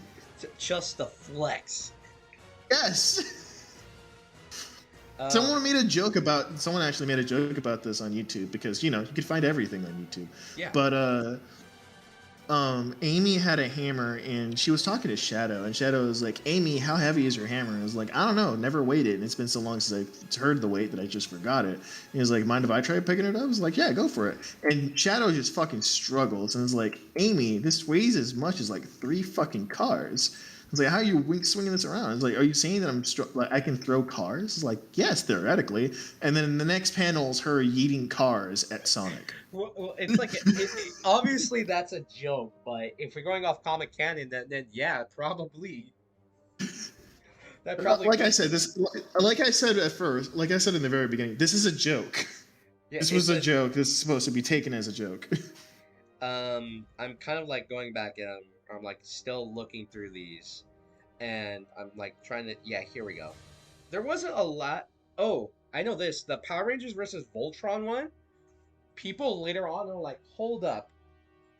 How did the Power Rangers lose if Voltron is weaker? And I think they even said that Voltron was actually almost slower than him. Which, So, okay, so they said that Voltron won because it had more durability. It was more durable compared to the Megazord. but didn't they also say Serpentera was a planet buster in the show?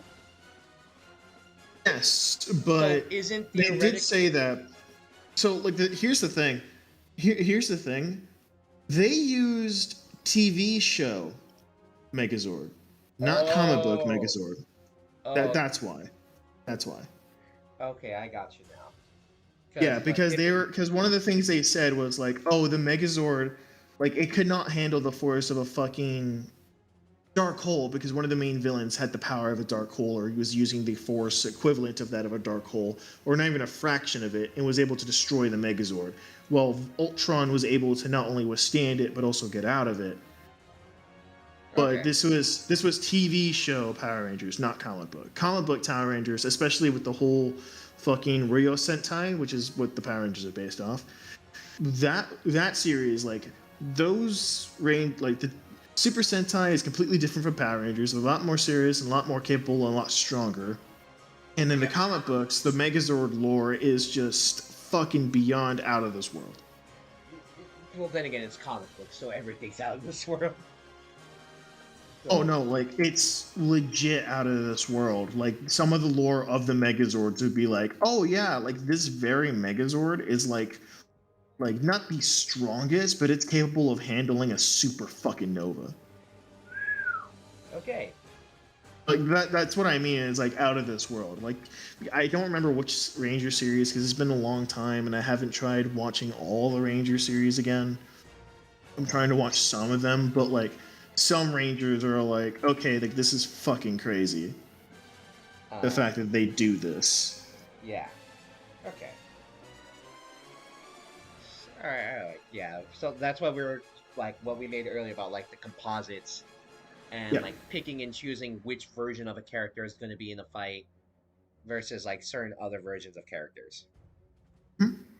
All right, so we have another one which was controversial because of not the outcome, but the idea of a character using certain abilities, i.e., Android 18 versus Captain Marvel. Yep. Yeah, with that one, it was more for the fact that Android 18, as they said, they used the games for this, that Android 18 has a barrier and can drain energy. which she cannot do. She can't drain energy, but you can He cannot. theorize that, hey, she could potentially put up a barrier. Yes, her barrier is strong if you based off what Android 17 is capable of doing. The barrier is incredibly powerful, but You could probably it just is say, not like it can be broken, but Yeah. not once does he abuse the fact that he could absorb energy. Super Android 17 could, but he had to get fucking blasted, and I mean, he had to get fucking hit with everything. Yeah, like you could, like going to like if when you want to WGG be manga accurate, Android 17 was the first idea of Ultra Ego Vegeta. in a sense, yeah. All right, let's go. Well, we're gonna jump. We could say Android 17's barrier is stronger, and that's the whole reason Cell can do the barrier. Yeah.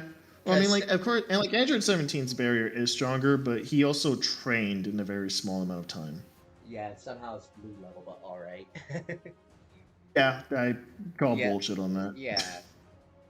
You Cause cannot tell me that a machine that was created fucking years ago is capable of handling a god.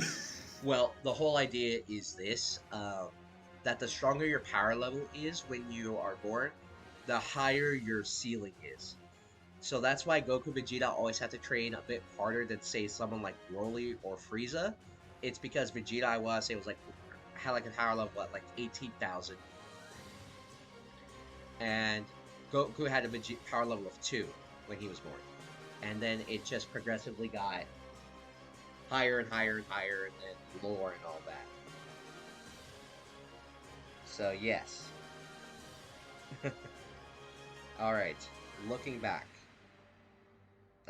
They had Zero versus Metal Sonic, but I want to assume they used Game Metal Sonic versus everything else. But they used like 2 different versions of Zero in terms of canon, being the one from Mega Man X Command Mission, and combining that with like normal Zero, making this kind of unfair in terms of lore. Yeah.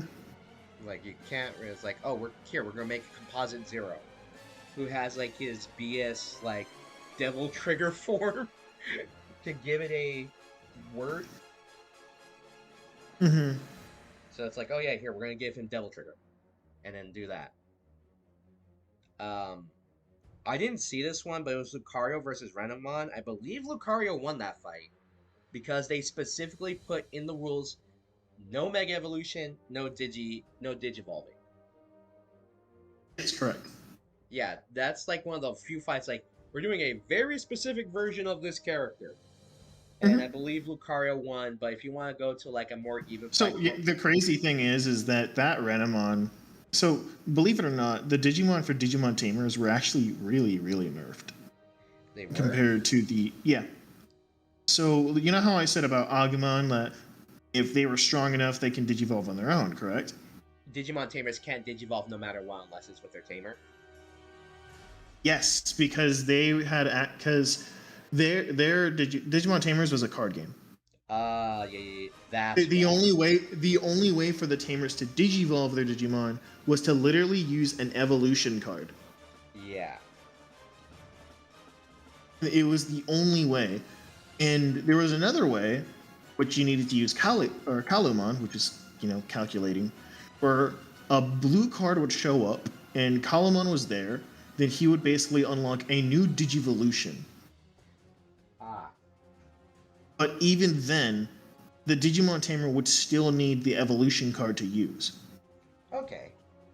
And another thing that was nerfed about it is that apparently, I'm trying to think about a way to explain it. Think of it like a polymerization from Yu-Gi-Oh! Okay. Or specific summonings from Yu-Gi-Oh! So you know how the gods in Yu-Gi-Oh! Need 3 sacrifices? Yeah. Or a fusion monster for elemental heroes, you need polymerization. For most of them, yeah. Yeah.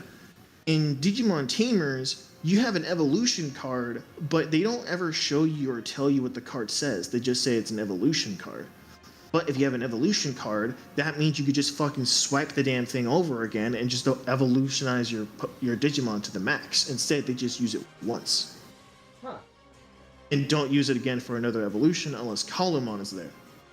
In other words, you had to unlock a special condition. Okay, second stage, which is what? They're rookies champion. They're champion now.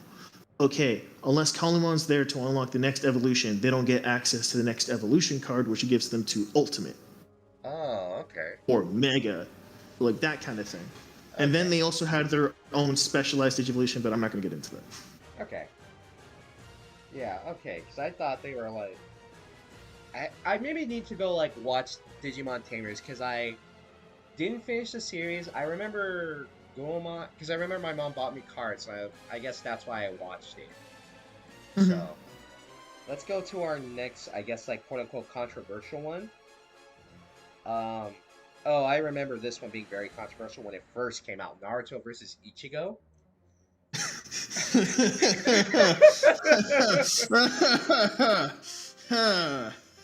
Now, I think most people, if we were going to go with now, I think most people would probably side with Ichigo now. Yes! Because back then, people were like, oh yeah, no, Naruto, easy. Okay, no, so... Death Battle did give a reason for this, and it was actually the creator of Bleach's fault. Really? Yes. So, Death Battle explained that because the Thousand Year Blood War arc was not animated. It was not animated whatsoever. So the only access you had, at the time. So you only had the manga at that time. Oh yeah, that's because in the manga, Yahaba saw how much of a threat the Bankai was and didn't even bother letting Ichigo use it. So you didn't even get a chance to see what Ichigo was capable of with the said Bankai.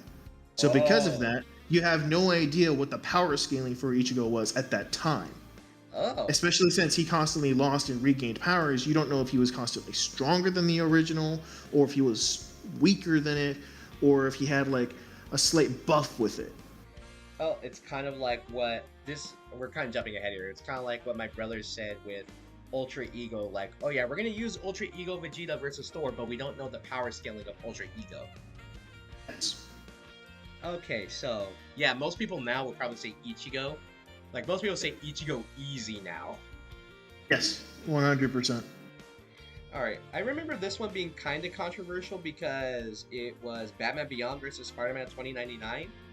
Mm-hmm. And that's because Terry had outside help from Bruce, even though he was only, like, in 2 scenes. No, so did Miguel. He did? Never mind then. Never mind. I'm shutting up now because...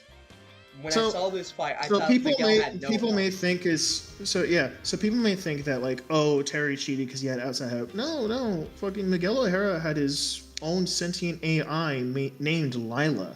Alright, I know Lila, but here's the thing I will say about this. That's something Miguel created. It's an AI but it is that still he something built. Yes, it's still an AI he built, but it's still outside. Like, it's still outside help. Is it's still a 2v2. Yes, outside help in terms of an analyst perspective. But you don't just see Batman Beyond and not expect Bruce Wayne to be the guy in the chair. And then with Miguel O'Hara, he has access to Lila. That is considered outside help. Yes, he created Lila, but it is still considered outside help. Alright, I guess I'll give you that. Alright, never mind. My argument is invalid then. Here we go. Me and our friend, the Phantom Knight, our friend Jose, we kind of go back and forth on this, but over the years, I have explained my positioning, and he's slowly come to my side. Virgil versus Sephiroth. What did you guys agree with, to be honest? It's when we first came out, Jose was a staunch Final Fantasy fan, and specifically for Final Fantasy VII. Uh-huh. And to this day, he's still a very staunch fan of Final Fantasy VII. But, given my reasons and explanations on why they kind of buffed Sephiroth while nerfing Virgil, is the fact of this. They used Sephiroth's Dissidia moveset. And specifically, they you can kind of see this when he uses a meteor near the end. Mhm. Because Sephiroth in the original Final Fantasy VII has to wait an absurd amount of time in order to cast Meteor. Yeah, Which they even explained this, that Sephiroth can cast extremely powerful magic with the materia he has, or even without materia, because he just absorbs it. He is the materia. But even then, he needs a shit ton amount of time. yeah, which they say, oh yeah, he was doing this entire fight, basically saying that the entire fight was an illusion. Yeah. But I will also say this, that essentially insinuates a massive amount of prep time because Sephiroth was charging up black materia presumably for hours or even days, given the fact of how Cloud had it, and it still Sephiroth was in the live stream just like constantly absorbing the power of it. Materia, shit, yeah. Power materia, all that. And when he got it, yeah, he sent it out, but you have to remember he was in there for how long ago? How many years was it between the Mako reactor accident with Sephiroth and Tifa finding Cloud in Sector 7? Was it like 2 years or 3 years? I think it was like 3 years. So essentially, Sephiroth has like 3 years of gathering materia, becoming one with the planet, fusing with Genova, and then he's able to summon black materia, or use the black materia to summon Meteor. And even then, it takes Meteor days to hit the Earth. You could also argue Supernova, but I have also said this. Virgil, while a stylish fighting character, isn't one to fuck around a lot in his fight. He typically tries to get the job done. He gets the job done as quickly and efficiently as possible, while being stylish in his own way. Which is just Virgil. Which is, just Virgil. You see this with the fight that he has with Dante. He really only screws around with Dante, and that's in their first fight. The second and third fight, he's not messing around. He's really not. It's just that the first fight he was stronger, the second fight they were even, and the final fight Dante was stronger. It's also at that point where you could say this, even though it's secondary canon, they are using secondary canon being Dissidia for Sephiroth casting his abilities right away. That Virgil has escaped being tormented and killed by the demons by jumping through dimensions and getting away. So theoretically, even though Sephiroth could launch a supernova or meteor, that Virgil could just open a portal to hell, jump in, and escape. And then theoretically, Sephiroth is out of mana, or out of power, and then Virgil comes back and Devil Trigger wins. You could argue that. And Sephiroth is also someone who, if he hasn't seen something before, is extremely caught off guard. You see this when Sephiroth perceives Cloud as a low-level grunt, and when Cloud gets that stab on him. When Cloud didn't realize he fucked up. When Cloud first gets that stab on him, where he picks up the Buster Sword, stabs Sephiroth from behind, he knocks Cloud out. He leaves, and then when Cloud tries to stop him, and Sephiroth eventually just no sells that shit, like, "Hey yo, cut that shit out." Yep. And then when Cloud basically forces himself down, Sephiroth's like, "Hey yo, what?" And Cloud throws him into the live stream.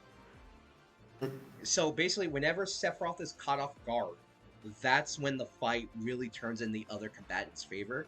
You could also see this in the movie when Cloud pulls out Omni Slash, version 5 or whatever version. Because when the sword splits, Sephiroth's eyes are like, "Hey yo, what the heck is going on?" And then he looks at it and he's like, "Holy shit, that's a cool ass fucking sword." That's the one where it's like, "Oh, all right, yeah." So you could theoretically give it to either or. Yeah. However, if we're gonna use secondary canon, I can also use the fact that Virgil beat Wolverine and stole the Silver Samurai Muramasa from him from Marvel vs. Capcom 3. I can see that. And it's not like he beats him like it's Hold on, even. hold on. Virgil fought Wolverine from Marvel? Not it's secondary. It's not even secondary canon. You can look at as non-canon because of Ultimate Marvel vs. Capcom 3. In Virgil's Uh, ending, after defeating Galactus, he finds Wolverine and beats him pretty easily and takes Muramasa from him. huh. Like, I think in comics for Marvel specifically, Muramasa is like a god-killing blade for how powerful it is. But then again, you can't really take anything from Ultimate Marvel vs. Capcom seriously because Phoenix Wright takes Galactus to court with She-Hulk. So, yeah. That's just any level 3 with all the evidence. Yeah. All right. Everyone goes to court. Yeah, another really controversial one. I remember, well, maybe controversial, mainly is Sora versus Pit. Now, this was before Kingdom Hearts 3. Yes. So all we had is Kingdom Hearts 2 Sora. Yep. So because of the rules of the fight that you can't have outside help, Sora's only transformation that he has access to is Limit Form. Correct. And he also has magic that he hasn't used since Kingdom Hearts 1. Or in the spin-off games if you want to be technical. Being Yes, but that stopped. doesn't... So Yeah, the thing is that, like, Sora is always able to use that magic. It's just the fact that he doesn't, or you're not allowed to, because game developers realize that magic's fucking broken. Like with the way they had it. Yeah, like Stop Za, because King Mickey still has access to that. According to Yes, Dream but Drop so Disney. like, yeah, so King Mickey still has access to that. But the reason I say they took that shit out is because you're able to use base stop, which is stage 1 of the spell stop, on the fucking Maleficent boss. Yeah, that's not fair. They didn't think that through. Yeah, so there's actually a cheat way in the Maleficent boss in Kingdom Hearts 1. Yeah. Which is stop and gravity. Because gravity does a fixed amount of damage, and it's basically 1/3 of the boss's health. Oh, that's just not fair. No wonder they didn't give him back those skills. Yeah. Yeah, like, that's why I'm saying is, like, he has access to them. It's just that in the games, they just fucking took that shit out because they're like, okay, this is Kingdom Hearts 2. Let's look at Kingdom Hearts 1. Okay, people abuse the fucking shit out of this because we did not give this too much attention. You could see that. You could see that basically with like Kingdom Hearts 3, which I would say is probably. It's not the most balanced, or even with Kingdom Hearts 2 because of Limit Form. But then again, Limit Form's like, alright, your abilities are, you have all the broken crap from Kingdom Hearts 1, but your mobility is gone to hell. Like, you're not super fast, you're not super mobile either, so. It's basically, it's like, hey, Sora, you know how you're like 16, 17 right now? It's like, yeah. Okay, we're going to give you back your body of a 15-year-old, because that's how you started your adventure. True, but you're going to be overpowered, but you're not as fast, but you're alright. It's essentially is like, Sora, do you like big damage? It's like, yeah. It's like, do you really care for movement? It's like, who needs movement? And it's like, okay, cool, Limit Form. Yeah. Moving on, another controversial one is Ryu versus Jin, in my opinion. Yeah. And it's probably because at the time, I believe Street Fighter 6 was the only one we had out. We really didn't know the extent of Devil Jin's power. It's just Street Fighter 5. Well, I will say this. Yeah, Street Fighter 5, you can always say is kind of iffy with who's super strong or not.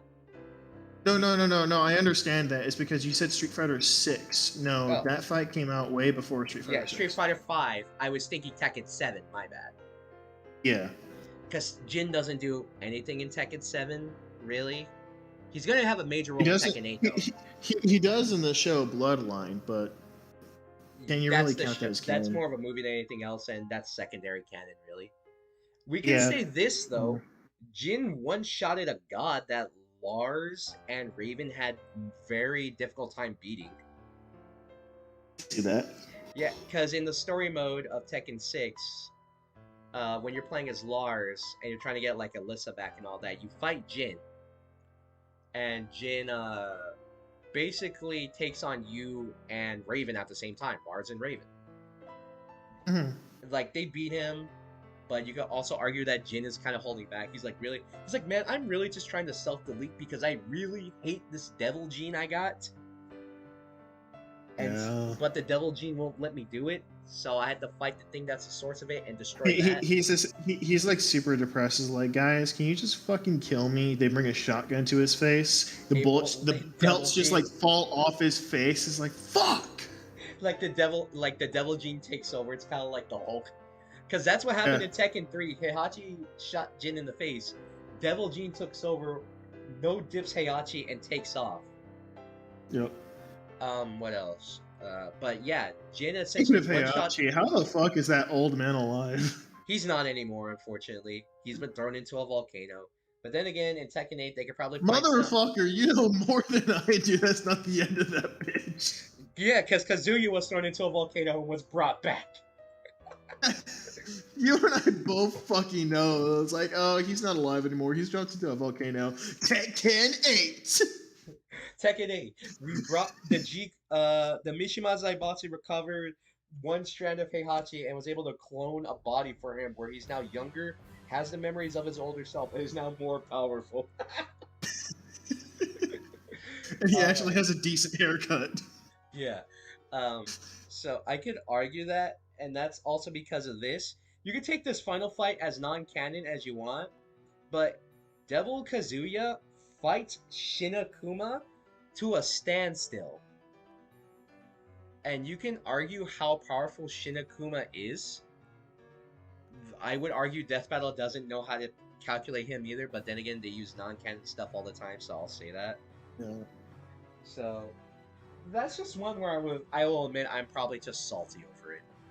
Like Jin, because I like Jin more than Ryu. Right. So, I will say this: Afro Samurai versus Samurai Jack was only controversial when I showed it to the students I was teaching. Because I wouldn't say controversial. I would just assume one of them is joking. They're like, because one of them liked to make jokes all the time. I'm like, oh, why did the black guy lose? And I'm like, really? His afro wasn't good enough, man. I hate it. This is before I would say season 5 of Samurai Jack came out, or even was thought about, really. Yeah, I think like at the moment Samurai Jack was finished, everyone kind of like forgot about it. Yeah. Which is kind of sad, to be honest. I know this one is controversial now. The Mario vs. Sonic rematch. That was no. I think it's also because they didn't use Hypersonic in that fight, did they? No, they did not. But they stated that if Sonic did use Hyperform, it would not matter. But there was one thing that was like, okay, motherfuckers, real quick, you said that Mario is able to turn himself into a fucking ball of electricity, and he's able to react to lightning speed. Motherfucker, that does not. It's not how it works. Well, you say he can move as fast as lightning, but that's really... because he had to turn into electricity to be as fast and react to it. But I think they were using he's fast to react to it, but like that does not help. I remember someone at the time, a couple of years ago, did the calcs, because if you played as Knuckles and you used like the Master Emerald to attain the temporary super form, because Metal Sonic, or Mecha Sonic, you know, the big bulky Sonic that Eggman created, has that super form, and he was able to use the Master Emerald. So their thought process is like, alright, the Super Emeralds are basically juiced up Chaos Emeralds, because that's what they are. Yes. So one Super Emerald can turn Sonic into a Super Sonic. Yes. So what they're saying is that that Sonic is basically getting 7 Super Sonics to become Hypersonic. And someone flat out said, yeah, if it was base Mario versus base Sonic, base Mario would win. You can even argue Super Sonic, but if we use Hypersonic, it's not even difficult. Yeah, it's not. It's not even difficult in Sonic's favor. Do you want to know why Death Battle does it that way?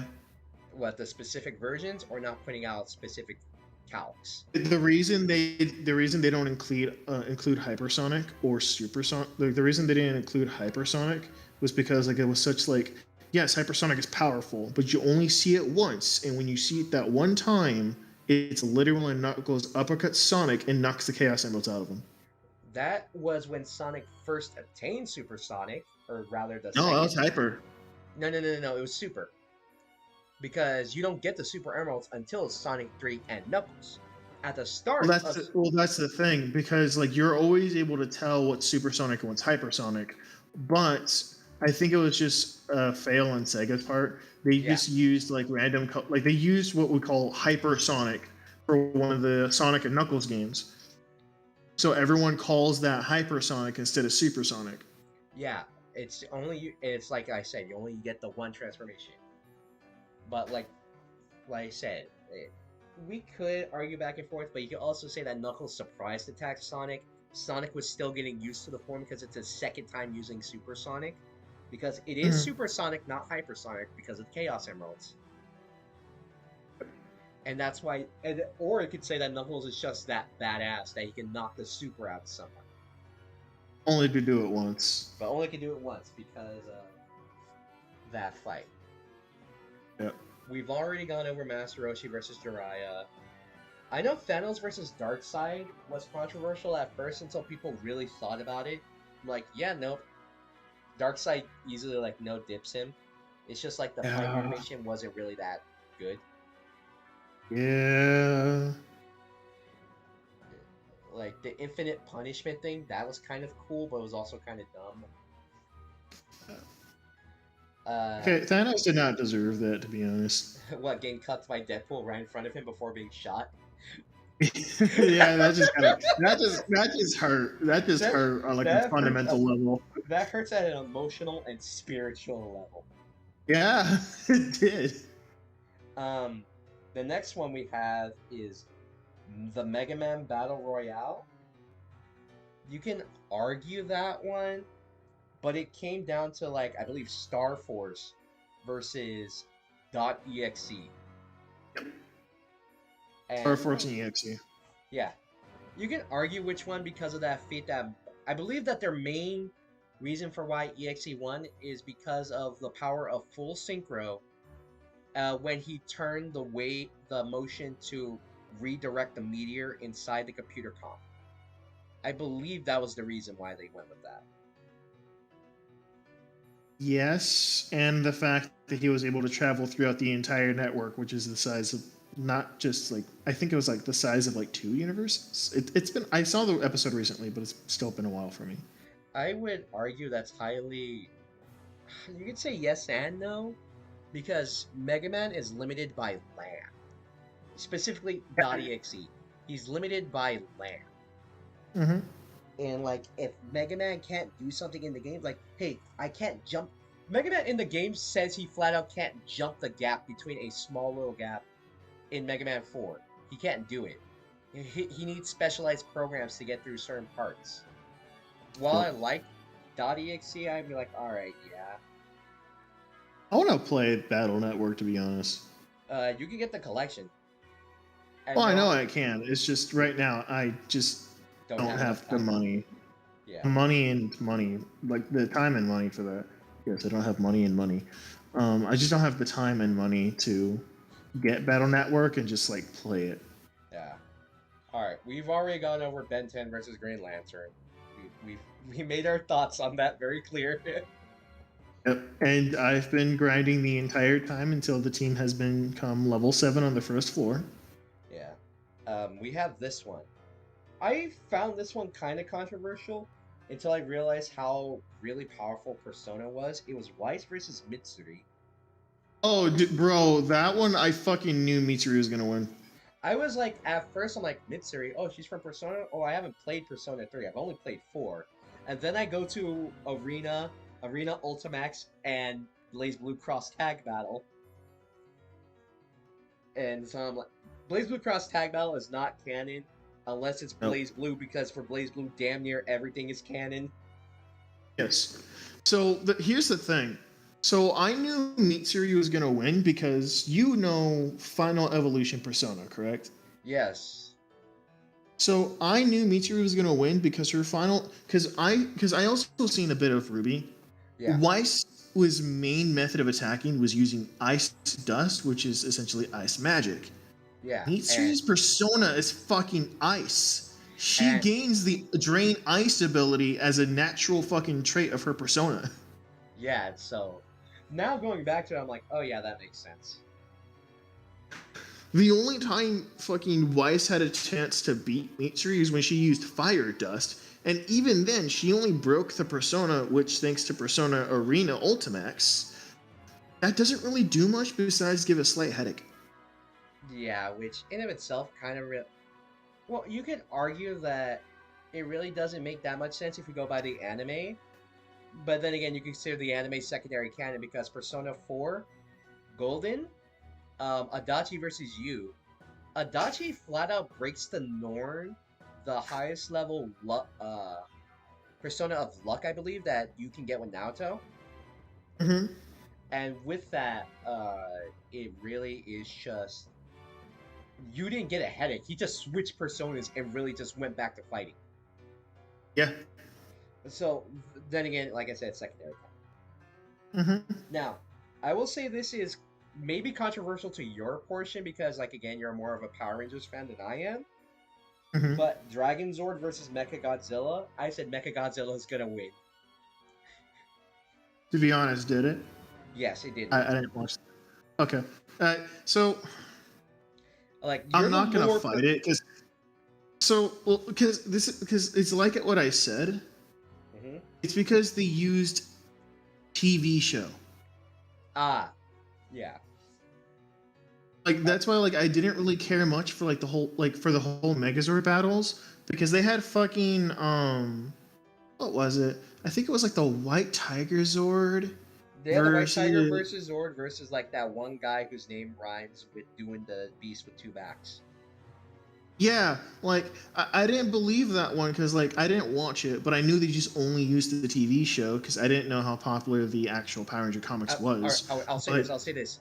They used briefly the stupid stage play where Saba can speak bird. Yeah. Oh yes, Saba can speak bird. Yeah. So I didn't really care much for the Megazord battles because as soon as I saw the one where it was just the fucking Thunderzord, not the Thunderzord, it was just the Dino Ranger Megazord from the first Mighty Morphin versus Voltron. They only ever met, and this is because of my experience now knowing there's comic books of it. They only used the TV series. Yeah. And the TV series, basing it on comic books, it's not only fucking nerfed, but it's even nerfed compared to Super Sentai. Yeah. And Super Sentai, I've only seen a few clips. You can argue that I can only argue that some versions of Power Rangers are stronger than their Sentai counterparts, and that's me being a very weak argument. Because I haven't seen the Sentai versions, so Jesse would have to. So, I will have to explain that to you, correct? But I will tell you that actually Super Sentai is much more stronger than the Power Ranger variants. And the one Super Sentai variant that is stronger than all of them, right, is Gokaiger, which is essentially Super Mega Force, where they use their pirate morphers. Oh, the ones where they could transform into the different versions? Yes. Like, I remember I showed you that picture of oh yeah, here's all the White Rangers. Yeah. And the one version I didn't know, and I saw the White Tiger Rangers from Wild Force. And who turned into the White Tiger Ranger? Who thinks they are him? Yeah. Who thinks that they are that guy? Yeah. Or that girl, because the White Tiger Ranger was a girl. I will not deny that. It was a girl. Yeah. Our next one is Sasuke versus Hiei. I know at the time when it came out, it was controversial. Wait. I just, before you continue, I wanted to explain why Gokaiger was the best or the strongest Sentai variant. Go ahead, my good sir. So, out of all of the Super Sentais, there's only 2 Sentais that can actually go head-to-head with each other, and that's Gokaiger and Zenkaiger. Gokaiger, because their arsenal, because they can turn into any ranger thanks to the ranger keys. Yeah. Here's the thing. They were able, they apparently can still gain these keys of future rangers. Oh, that's some bull!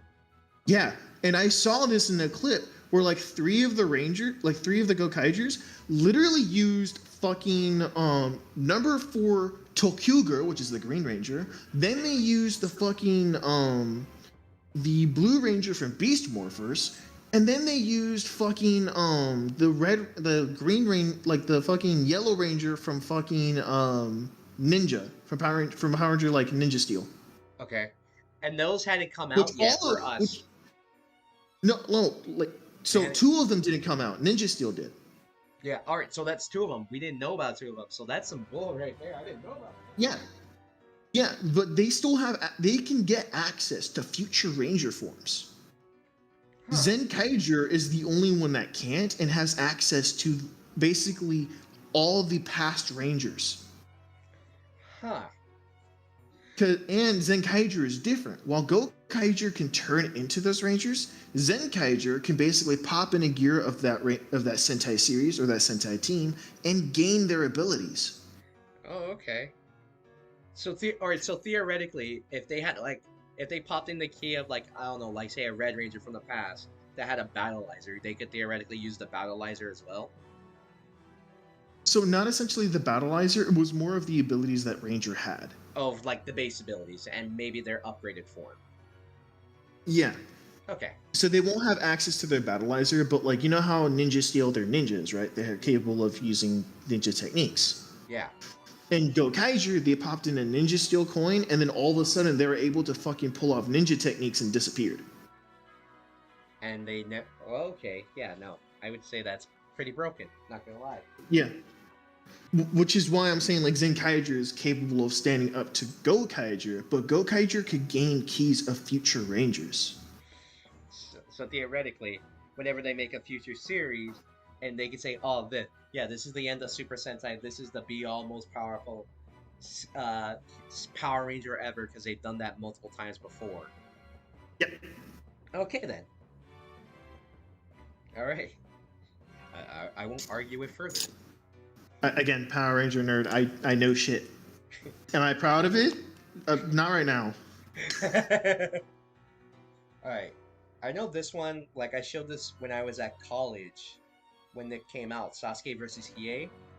I said I called BS because they said that Hiei can break out of illusions, but then again, I don't know Yu Yu Hakusho that much. Yeah, me So neither, sadly. I'm not gonna argue it, I just said that I think they said they can break out of illusions of like the Genjutsu, but the Sharingan can influence anyone, regardless if they have chakra or not.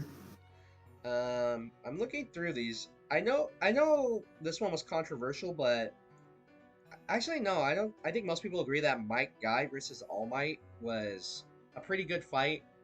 Most people were leaning very much so. Yeah. Most people were leaning towards Might Guy. So those who knew Might Guy was gonna win. Yeah, we can argue now, maybe, but probably not. Because now, according to... How caught up are you on My Hero Academia? Not at all, or you don't care? I did not care as much as I did when it first came out. Okay, so I'm gonna spoil anime it. series. So I'll go for it. Alright, so apparently, like, during like one of the newer training arcs, Deku was able to unlock the power of previous all-for-one quirk users. So now he has the ability of using those previous quirks of like and they're the amped up versions provided by All Might's One for All, or All for One, whatever it's called. One for All. Yeah. A simple way to think about it that a friend of mine told me is that One for All is the quirk used for others, while All for One is the quirk that steals quirks for himself. Okay, so I believe All Might, when Deku first did this, he didn't even know about it. He's like, "Hey yo, what the heck? What is this?" Yep. Okay, then that's fair. Because then we can't argue the fact that All Might knew about this and they didn't use it in the fight. But then again, that's like future knowledge, so yeah, we can't really give that. And not only that, but they used Prime All Might. Okay, then I can't argue that then. I was just like because they stated that because they used anime and manga. So when All Might was fighting the Nomu, he said that if I was in my prime, that would have taken like 5 hits at most. But that took 300 mighty blows. And then they actually compared it to his feat in the manga, and they're like, oh wow, All Might was actually extremely accurate. He was correct when he said that in his prime, like the power scaling between the two was very accurate to All Might in his prime. Okay. Alright, this next one I know is controversial purely to my younger brother. Or one of the youngest brother I have. The Miles Morales versus Static. Because he is a huge Miles Morales fan. He's like, nah, this is bull. Well, he doesn't say that. Actually, So, I like Miles, don't get me wrong, but I grew up with Static, man. Same here, same here. Static, I fucking love Static Shock, and I kept getting so pissed off that I could not find a decent fucking, like, streaming website to fucking watch it. Well, there's one thing you do. It's just you have to sail the 7 seas in order to do it. yeah. And anyways, Static Shock, like, it was no surprise to me that he was going to beat Miles.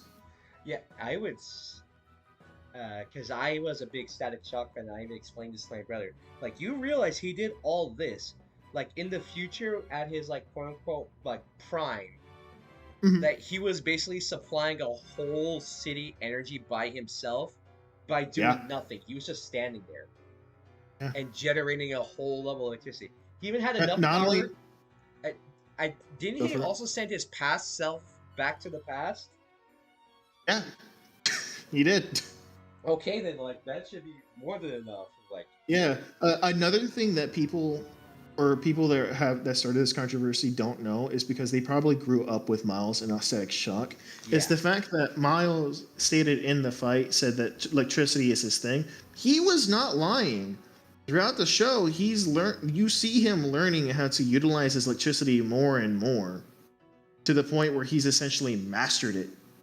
Yeah, with ease. Like, he couldn't fly. I believe in the future he actually learns how to fly without his basically his distance. He learns how to fly without it because he was essentially controlling his own magnetic field. Yeah. And then he I guess like a version, like he had like a Super Saiyan power up. And then he is able to like permanently, like, the thing is, he's powerful enough to like to keep up with some of the top tiers in DC because he's part of DC. Now. Oh, dude, that doesn't even compare. So at the time, I think it was Justice League Unlimited. Yeah. Fucking Static Shock had to go toe to toe with the Justice League. Granted, I believe he had Richie to help him, or whatever. No, he didn't. He had to go 1v the Justice League because they were all being controlled by Brainiac. Richie was being controlled by Brainiac. Yeah, and he won. Yeah. Like, yes, he didn't, like, beat them or out commission them. No, he fucking he shut off the brain control waves and then basically knocked them out for a little bit because the brain control waves. Yeah, and you can it later turned out that the brain control that was being used did not affect Static Shock because of the own electric field that he generates and has around himself. Yeah. And you can he also has to deal with Superman, Wonder Woman, Martian Manhunter, the Flash, and the Hawk Girl, and Green Lantern. Yeah, like, these are top. Yeah, like, it'd be different if you're like, all right, yeah, you have these characters, yada yada yada. Most people, when they think of the strongest in DC, they're not really thinking of like Hawk Girl, Martian Manhunter, or even Green Lantern to an extent. Yes, and there's another thing too. Like this is another thing that I want to bring up. Mm-hmm. That Static Shock, his own power, literally works as a substitute to charge the Green Lantern ring. Which in of itself, that's pretty impressive.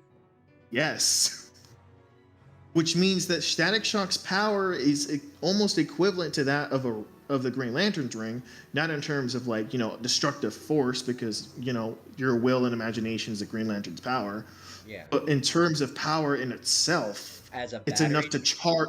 As a battery, it can charge it. Which is impressive because you have to take the oath and recharge it with the battery pack. I say battery pack. But with the Green Lantern, It's a battery pack. the Green Lantern like battery cell, like and recite the oath at the same time, and then you get your power. Yeah. And so the fact that he can do, which is essentially pure electricity alone, it's alien tech. So Mid use, by the way, mid use. mid use is probably a good thing. Yeah, because you actually see this when Sinestro framed.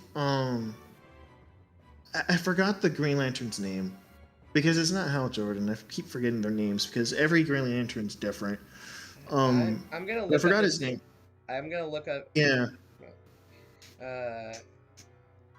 But anyways, Sinestro framed a Green Lantern. John Stewart. Yeah, John Stewart. So Sinestro framed John Stewart and basically got his ring taken away. John Stewart got the ring back, but it was basically running low on juice mid-battle, and they had a beam struggle. And Sinestro said that, "Oh, you can't beat me because your ring is out of power." And then John Stewart was like, or not John Stewart, but Static Shock is like, "Hey, he may be close on power, but he has one thing you don't have, his own personal fucking battery," and starts charging the ring mid-use in a fucking beam struggle. And helped him like overpower him, right? Yes. So yeah, that saves a lot to his like potential power. The fact that he could do that. All right. Yeah. I know this one's controversial. I don't know if we've gotten into it in depth. I don't know if you want to, but Obi-Wan versus Kakashi. Because I believe they, again, use secondary and tertiary canon for Obi-Wan. Yeah. Kakashi only has what he has, unfortunately, because if anything, if you wanted to be BS about it, you can use, I guess, Ninja Storm. Like the Ultimate Ninja Storm games, where Kakashi, with the power of dual Mangekyo Sharingan, was able to create a perfect Susanoo and help Naruto and Sasuke fight Kaguya while flying and throwing out Kamui Sharingans to deal with. Yeah. To be honest, if we used any Naruto character from fucking Ninja Storm, they would be too broken. Probably, yeah, because I will say this, the fight with Sasuke and Naruto from Ultimate Ninja Storm 2 is a better fight than what they shown in the anime. Yeah. That first fight where they're in Orochimaru's lair, that was an amazing fight. That was. Alright, but we probably won't go into it. I know this one is probably controversial, but probably because thematically it works, but I thought this was a dumb fight. So we had Zuko versus Shoto Todoroki. I thought this was a dumb fight because I'm like, oh, Shoto's gonna win. Easy. I thought this was gonna be a very, very easy fight in Todoroki's favor. And the animation wasn't that good either. It wasn't. It's controversial, but I think that's because people really like Zuko more than anything. They had Flash versus Sonic, which is Wally West versus Archie. I'm not going to touch that because that's double comic lore, and I really don't know the Archie comic lore, so I'm not touching that one. I don't either. They had Venom versus Cronoa. You're thinking of something else. You're thinking of Carnage. No. That Carnage was versus Lucy from Elfin Lion. Oh right. Well, you're talking about that chick from the chick pink guy. Haired they, girl. the person that's from fucking Soul Eater. With the hot mom in Medusa, yes. Even though she's very, very okay. We don't know the gender. She, he, they. It. Sorry, go ahead. Okay, that fight made sense. Correct me if I'm wrong. Is it because of like the two personalities? Yeah. That's basically it for the fight, I'm assuming, as thematic. Yeah. I know this one was controversial because of how bad the animation was and how stupid the fight was. Batgirl versus Spider-Gwen. Okay, Batgirl was fated to lose there. Yeah, the moment they said that Spider-Gwen had access to Venom, a Venom symbiote that would not change her personality, I was like, what the fuck Batgirl gonna do about it? I didn't even know she had a Venom suit until recently because of Twitter. Dude, same. Or or let me rephrase that. Not Twitter, X. Yeah. I know this one was like memed on and dunked on. Sanji versus Rock Lee. I know people memed on that, not because Rock Lee lost, but because Rock Lee. I think it's because Sanji like no dips the 8 gates. Which is not true, by the way. Like, I'm not a One Piece fan. I'm not gonna touch that. I'm a Dragon Ball fan, so already people are gonna hate me because I like Dragon Ball and One Piece, and we cannot get along because of people on X. Okay, so here's the thing. So people seem to be like, oh, yeah, Sanji fucking no diffs Rock Lee. It's like, no, motherfucker. Rock Lee no diffs Sanji. Because the Sanji they're using is barely using, and I mean barely, at a bare minimum, just got access to observation haki and armament haki. Mm-hmm. And even, okay, so in the One Piece world, haki was about the only defense that a non-devil user has against a devil user. Armament haki acted as a armor/weapon. Observation acted as a free fucking spider sense. And Conqueror's haki, which is only given to a select few, was able to impose your will onto others and make them pass out if they were too weak. Okay. Conqueror's haki is only given to certain special people, like, you know, Luffy. But then you also, but armament and observation can be learned by anyone. Can be learned Sanji, by anyone. what's up? It can be learned by anyone. Anyone can learn it if they put the time and effort. Yes. Okay. So, what do we have? So, what you're saying is that even with all this extra ability, if your like body can't keep up with your opponent, they can't react to it. It's like a spider sense. So like the only way to essentially beat the observation haki was by either doing unpredictable moves or moving faster than the person could react. And with how powerful, like say, my guy was with the 8 gates and Rock Lee theoretically surpassing him when he got older, that should be. Sanji couldn't even be able to keep up with him. Because he has not shown feats of moving at speed similar to Rock Lee. Especially when Rock Lee uses the power of the 8 gates. Alright then. Moving on. We have somewhat kind of a joke one, but kind of a serious one as well.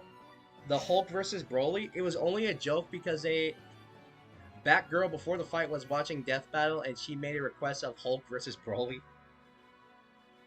And they use Super Broly too. The reason it's dumb is because they use Super Broly and they combined Super Broly as the character with feats and events of Z Broly, which are completely different. And Kale. Because Caulifla in the manga, which is basically a separate canon, says that if Kale can't control herself, she's basically going to blow herself up. Because she couldn't control her energy, which has never been. That's only applied to Z Broly. Only ever applied to Z Broly. And it hasn't applied to Super Broly. Who, nope. while tough enough go with. So Broly at this point actually does not have a limit. And there's actually a really good reason for this that I'm actually just thought of it now. What? What is it? So if you think to like Z Broly and Super Kale, yeah, you notice how their bodies start off scrawny, right? Yeah, Super Broly is already fucking jacked, so that means his body is already more capable of containing more energy compared to those two. Because their energy is expanding their bodies to where they can't control it, because they didn't train with that level of power.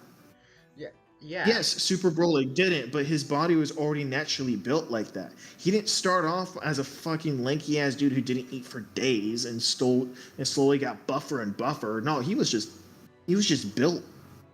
He was built different. Yeah, he was built different. He was natural. He was basically jacked. He showed up jacked as fuck. you could also say this in the movie with Z Broly, that Paragus said like, look at Broly, his power level is lower than mine. So that means base Broly in Z was so weak that Paragus at the time was stronger than him, and Paragus was already a weak Saiyan. Yeah. So you could argue, and then in Super Go, he's able to go toe to toe with Super Saiyan Gogeta, but once Blue happens, like he doesn't touch him for the rest of the fight. He doesn't. So yeah. And Not only that, but another thing to compare it was that Broly's natural strength was comparable. Like when Broly went base form Broly when he got the Ozaru power was essential to that of borderline Blue Goku. Not Vegeta. No, not blue. It was just God. Borderline God, borderline God. Yeah. Both of them. When he went Super Saiyan, he just fucking outscaled them immediately. Which I can always question as like, writing, but I'm like, alright, fine, whatever. So, this next fight really ticked me off because thematically, the characters have no pairing other than their colors. Shadow versus Ryuko. That one was just... They just wanted to give Shadow a dub. They really did just want to get Shadow a dub after cheating him out of a dub against Mewtwo. Oh, no. Okay, so they wanted to give Shadow a dub, but also a loss at the same time. And how a loss? Yeah, it's like, all right, here, let's give Mewtwo in here. It's because the voice actor for Shadow, like the Sonic team, the Sega team did do like Twitter broadcasts with the actual voice actors of the characters. Shadow did say his favorite anime was Kill la Kill, and they forced Shadow to kill his favorite character. Yeah, that's a dumb fight. I'm not even gonna lie, because thematically, only thing that they share in common is the colors of their outfits. In this case, Shadow's whole body. Because here's the thing, Ryuko is only prickly at the very beginning of the show, and when she's mind controlled. That's the only time Ryuko is really prickly. Other times, it's reasonable, like, oh yeah, someone's peeping on her. Yeah, of course she's gonna get mad. And the other times, she's gonna fucking send you to Valhalla. Yeah. Otherwise, like, stat-wise, it has, like, no bearing on it whatsoever. It's a very dumb fight, and I knew for a second that Shadow was going to win. Not only because game lore, but because Ryuko, while having her Super Saiyan mode, is not really super powerful in terms of anime. She really isn't. It's not. She's not super powerful. And actually, for most of this, we really don't get much controversy for a while. They had Iron Fist versus Poe. That shit was funny. People found it funny, but they also left out the fact that Danny can also absorb all different types of energy. So theoretically, even though Poe could use Chi, Danny could just absorb it right back. No, that's the thing. Because yes, Danny could absorb it, but Poe's chi is actually so great that a spirit warrior who absorbed the chi of many different masters could not contain it. I would disagree, because remember, this is comics here, so there's probably this is comics, but I'm telling you that because they never ever explained how much ki or chi that Poe had, because the moment Poe exposed all of his chi and gave it to Kai, he was still raring to go. Like, he wasn't winded at all, and chi is essentially considered your life force. Yeah. Which, in and of itself, that doesn't make sense, so that seems kind of like a plot hole, but... Not only that, but Poe was also a spirit warrior. True. So, there was no literal way to kill him. Yeah. Because the only way to do that was by essentially overloading them, which is what you see with Kai, but how can you do that to Poe? Yeah.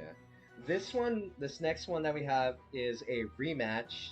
Link versus Cloud, because Cloud really should have won that first one. He really did. He really should have. Not only that, but they had to nerf Link for it, which was uncalled for. They nerfed Link. They nerfed Cloud so hard with that Because at the time, Advent Children was out. Advent Children had Yeah. been out for a while. But then again, remember this was like season 1, season 2 Death Battle.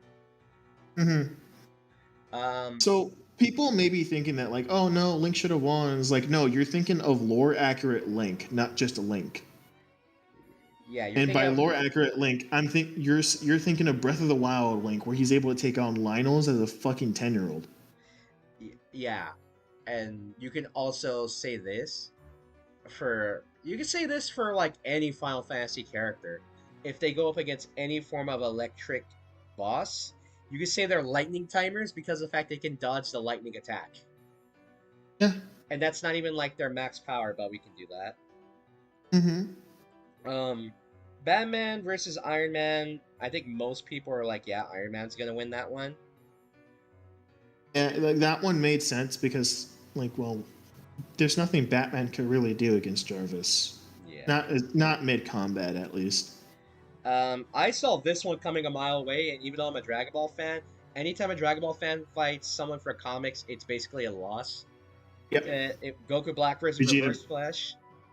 I was like, nope. At that, so like at that point, I was like when I saw that, I was like, a part of me wants to say Goku Black because Dragon Ball character, and like the other part of me was like I want to say Goku Black, but the Reverse Flash, I know he's a comic book character, and he's a fucking cheat. He's a literal speedster. fucking cheat. Yeah, the No, he's not in just a DC speedster. are He's bull. they are bull. But the thing about the Reverse Flash is that he's a fucking fixed event in time. You can't kill him unless you hack your way to doing it. Yeah. And he's a living fucking anomaly. Yes, in the fucking CW shows of the Flash, yes, the Reverse Flash dies. No. He doesn't fucking die. He just comes back stronger and stronger and stronger. Like He essentially, doesn't die. Essentially, the only way you could probably give Goku Black the dub is if you made Reverse Flash cocky, even more cocky than he already was, and give Goku Black the ability to use Hakai. That wouldn't have worked either. Maybe. We don't know. No, because Hakai would not work on Reverse Flash. Why? Because like I said, Reverse Flash is a fixed point. He is an anomaly. The only way to actually accurately kill him for good was to go to his timeline before he became a speedster and erase that moment. Alright, so here's the thing I could potentially, I do mean potentially, argue against that. Hakai works on people who are, by all accounts, physically weaker than you, because we can say this. In Dragon Ball Super, when a Raleigh comes around for like that crossover episode with Dr. Slump, a Raleigh is able to no-dip Vegeta, and Vegeta realizes right away, oh crap, it's a gag character, I can't fight this. Yep. Because gag characters don't bend to the rules of reality. There is also this ghost character who no one can harm, because for Dr. Slump, a ghost character is a gag, where they're invulnerable to everything. When Beerus shows up, and the ghost character is like, hey, what are you doing? This is my episode. This is all about me. Beerus doesn't even look at him. He just Hakai's him and goes away. And the ghost is like, hey, yo, what the heck is happening? And Whis explains, it doesn't matter if you're a ghost or not. There's nothing Beerus can't destroy. So theoretically, even though you're quote-unquote invulnerable, and I would say gag power is stronger than fixed point in time. No, because it's not just a fixed point in time. Because without the Reverse Flash, there would be no Flash. That's dumb, but all right. So, like, if the Flash exists, the Reverse Flash has to exist. So the only way is if Goku Black was able to somehow figure out to travel forward in time to the specific year that Eobard Thawne was going to become a speedster and kill him. That wouldn't work because A, Goku Black is really not that smart because he thinks more like Goku than Zamasu. Even though he is Zamasu. Yeah. It would also work because Reverse Flash would also just catch up with him. Because speedsters can travel through time. Yep. Not only that, but it's actually... So the thing is that Goku Black could not even go to that future anyways. Why? It's a separate timeline. that doesn't matter because Goku Black can travel to different timelines because of the. Yes, he can travel to different timelines, but you're expecting him to know the accurate time, the specific timeline when that event happened. Yeah, that's what I'm saying. And He the could timeline is actually erased, by the way. What? So the way Reverse Flash is a fixed point in time and an anomaly is because he was actually traveling through time the moment his timeline was erased.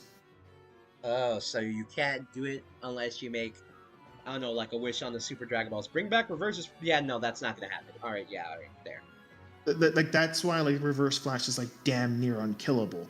Yes, you can kill, like some movies show him dying, but he can never truly die. Yes, you kill one version of him, but another one from the fucking future is going to come right back. He's never going to be gone for good. All right, we have another. The only time that he was actually defeated is when the Flash himself fucking rewrote the Reverse Flash and gave him his life. Oh. Okay. Like he rewrote Reverse Flash in general. That sounds really bold, but alright, I'll take your word for it. Alright. We have our next fight. Dio versus Alucard. This one was controversial with people because they flat out said they had to use we talked about this one. Did we? Yeah. Because I told you that Alucard should have won because he's an actual vampire, but then you explained to me that Dio wasn't a vampire. He had vampire-like qualities, but he was just super fucking human with no accurate way to die. Yeah, and it's also this was us talking off camera, but it's also because of the fact that that they used Alucard pre-Schrodinger, because they flat out said it would basically be not a fight then. Because it's like, oh, okay, then he just kills him over and over and over, and he does nothing unless he, I guess, absorbs him and drains him of his blood. But that also wouldn't work because Dio could just do the exact same thing. Yeah, so that's why. And Dio actually gets more of a buff out of it than Alucard. True. Because when Dio does it, he doesn't just get get younger or stronger. No, his fucking stand evolves. He could fucking turn into Dio over, like fucking the world over heaven if he absorbed Alucard's blood enough. Probably. Our next one. Yes, fucking that game is not canon, or should it be canon? I don't fucking know anymore. But that doesn't change the fact that the world over heaven is basically the Requiem version of the world. I would say it's no longer canon because I believe the mangaka, who I don't remember his name off the top of my head, because I don't read JoJo, I don't watch it, other than like Stardust Crusaders memes on YouTube. Always for the memes. I think he's like writing a new portion of the manga, and the game was just explaining the events of how all the different JoJos, from like parts 1 through like 9, I believe, were able to come together.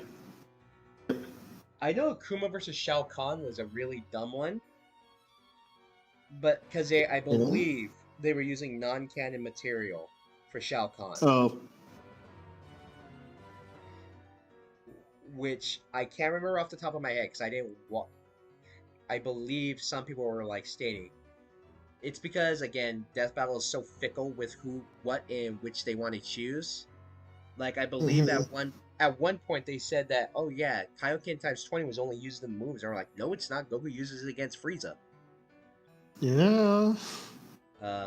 So if we really wanted to like wink Akuma off, like all the way, you can have him fighting Asura from Asura's Wrath, and Shao Kahn just dies in one hit. Yeah. There's no way to fucking kill Asura. Asura is no. You can kill Asura. It's just very, very, very, very, very difficult. He's like, you fucking kill him, you walk away, he stands right back up. It's like, how the fuck are you alive? I ripped out your heart. It's like, because I'm pissed. I'm too angry to die. Like, here's the thing. Like, Bro, I want to see Asura versus Broly. I want to see who is so fucking stubborn and who's too angry to fucking die. Asura. I would say Asura, because Asura is doing something capable that no Dragon Ball character will ever do, unless it's in fact God. Yeah, he actually God? killed God. And this is a god. I know that. And like for those of you know, because someone did a video of like, oh, Kratos versus Asura, and like, oh yeah, they say Kratos wins no diff, and people were like, No. no, you idiots, because No. here's the thing, Gods, no. because Asura was like, oh yeah, like someone explained this very well. Asura killed his world's version of God, the guy who would constantly reset the timeline and try to find a worthy heir, and he would like flat out erase everything, reset it, and try to find a worthy heir so he could go to another universe and try again and basically just There's fuck one around. more thing I want to point out. There's one thing I want to point out. Yeah. This god is the main reason for Matra, which is the power source used by not only Ashura, but most of the fucking enemies he fights.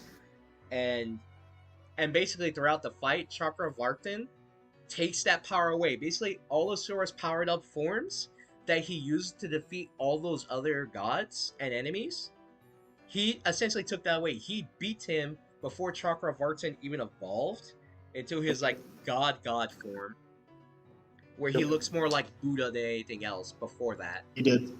And Asura beats him in base form and literally punched the soul out of him. He did. He fucking punched the soul out of him in base form, and while in base form, constantly grew stronger. And won. So, yeah. And going back to that, Akuma fought at least base Asura to a standstill. But that was DLC, and we don't take secondary, tertiary, and non-canon into effect. We all know fucking damn well Akuma cannot fucking hold a candle to Ashura. But that was only in the DLC, my good sir. Because Evil Ryu was I know, but with him. Yeah, but I'm just saying, like, if that shit was to be like an actual fight, we know damn well that ain't gonna happen like that. Ashura would whip his ass. Unless you want to use the Ultimate Marvel vs. Capcom, but we're not going to do that. Yeah, we're not. Korra versus Storm. Everyone should have known mile away. Comic character, cartoon character, comic character wins. Yeah. We already went over Madara versus Aizen. We talked Saitama versus Popeye.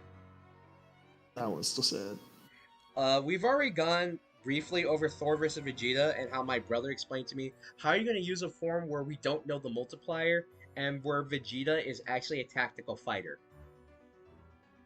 Yeah, not only that, but it's the definition of hit me harder, daddy. I'm into that shit. Like, I remember a joke version of Ultra Instinct Vegito with his ego. He's like, you can't hit me, but if you can hit me, I get stronger. Yeah. Which I believe the fan service name for it is Ultra Vegito. Yeah. Since it's combining both Ultra Instinct and Ultra Ego. Yeah, we have Omni-Man versus Homelander. We already discussed that. Satisfying. Beautiful. Satisfying fight to watch. Omni-Man probably should have fought Bardock instead, but we'll leave that slide. We all hated Homelander, and you guys can all say this shit. You all knew Homelander was gonna fucking die, and you were all waiting for it to happen. Here we go. We have Magneto versus Tetsuo. Comic character, anime character. Yeah. We kind of saw that coming. This one. You guys see the trend yet? Have you seen the trend yet? If we haven't explained it enough, have you seen the trend yet? Yeah, do you notice the trend that's going on here? All right, so I didn't see this. We mentioned this multiple times, but in case you just like skip to the end, because we're probably going to end up going to the end. Did you get the trend of Death Battle? Did you get the trend? Yeah. Just to make sure. Another one: Hercules versus Sun Wukong. Now, apparently, my brother watched this. And even beforehand, he said that Sun Wukong wins because Chinese lore and mythology is that cracked. Yeah. Where Sun Wukong can take out a hair, create a clone of himself, and that clone can do the very same thing. Yeah. So theoretically, Sun Wukong just can't die, and just all the clones can jump Hercules. That's because in the Japanese lore, or Chinese lore, Japanese? Okay. I don't remember. I lore, think Sun Wukong is primarily Japanese, Chinese. Eastern you guys lore. You guys can blame me for this shit later. Anyways, for the lore of Sun Wukong, It was fucking stated by them, like, even if you were watching the shit, he tricked gods into giving him double immortality. So, you know that scene from Hellsing Ultimate where he's like, I'm just gonna figure out what I'm gonna do with my immortality. Sun Wukong's that other guy. He's like, joke's on you, I'm getting double immortality. Which means that, like, the normal way to kill someone with immortality will not work on Sun Wukong unless you find a way to fucking permanently remove him. Not even a Hakai from Dragon Ball would work, because double immortality. Double immortality. Basically, travel back in time, essentially. Yeah. Boba Fett versus the Predator. I didn't watch that one. I was like, all right, Me Boba Fett. neither. I said Boba Fett's probably gonna win because Star Wars, and that the Predator can be killed by normal humans, and Boba Fett is a bounty hunter in space in Star Wars. Yeah, and Boba Fett has killed Jedis, by the way. He's capable Okay, of so killing yeah, Jedis. then no. Yeah, I'm not arguing that one.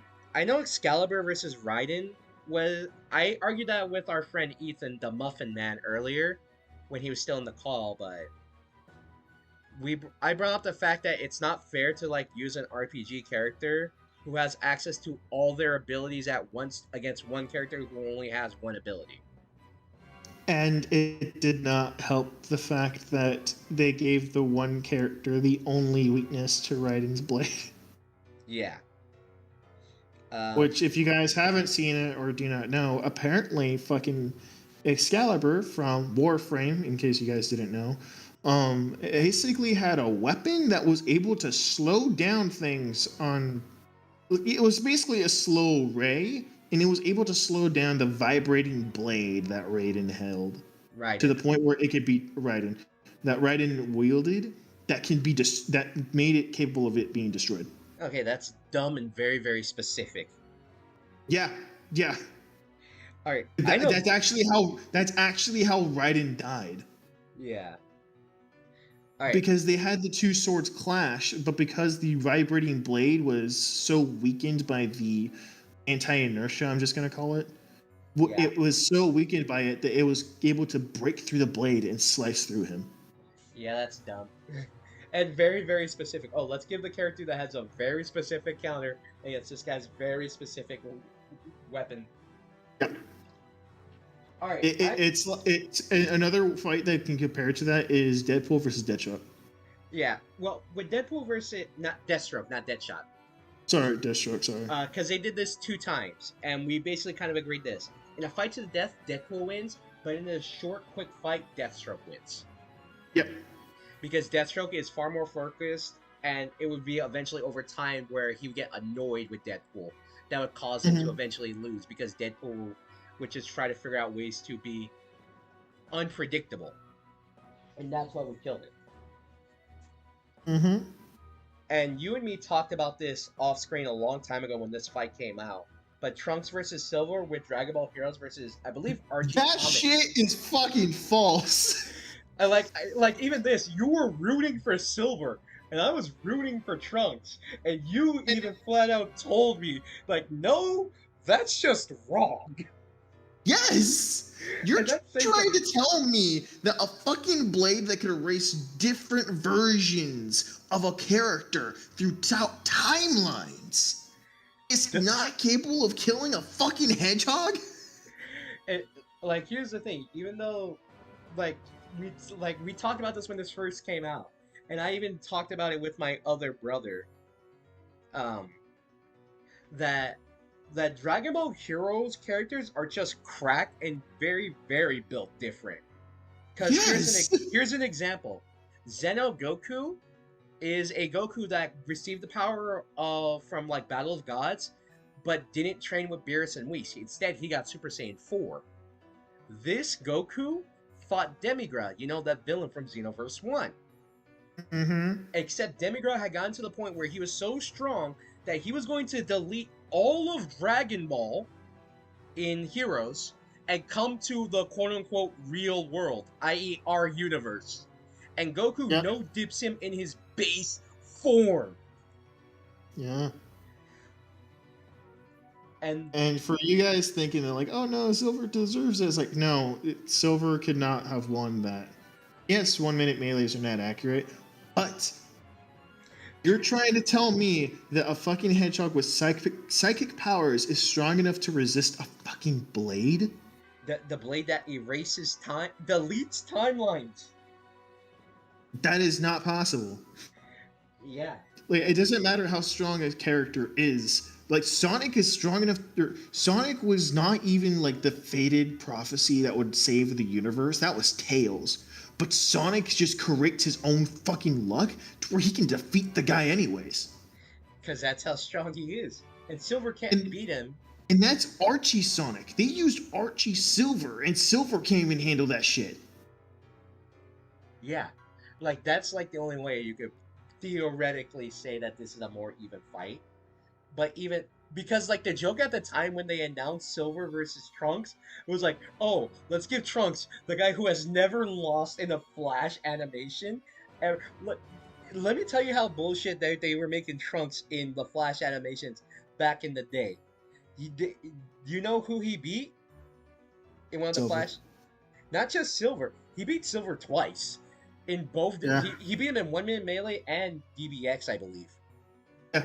He also beat the Flash. I can see that.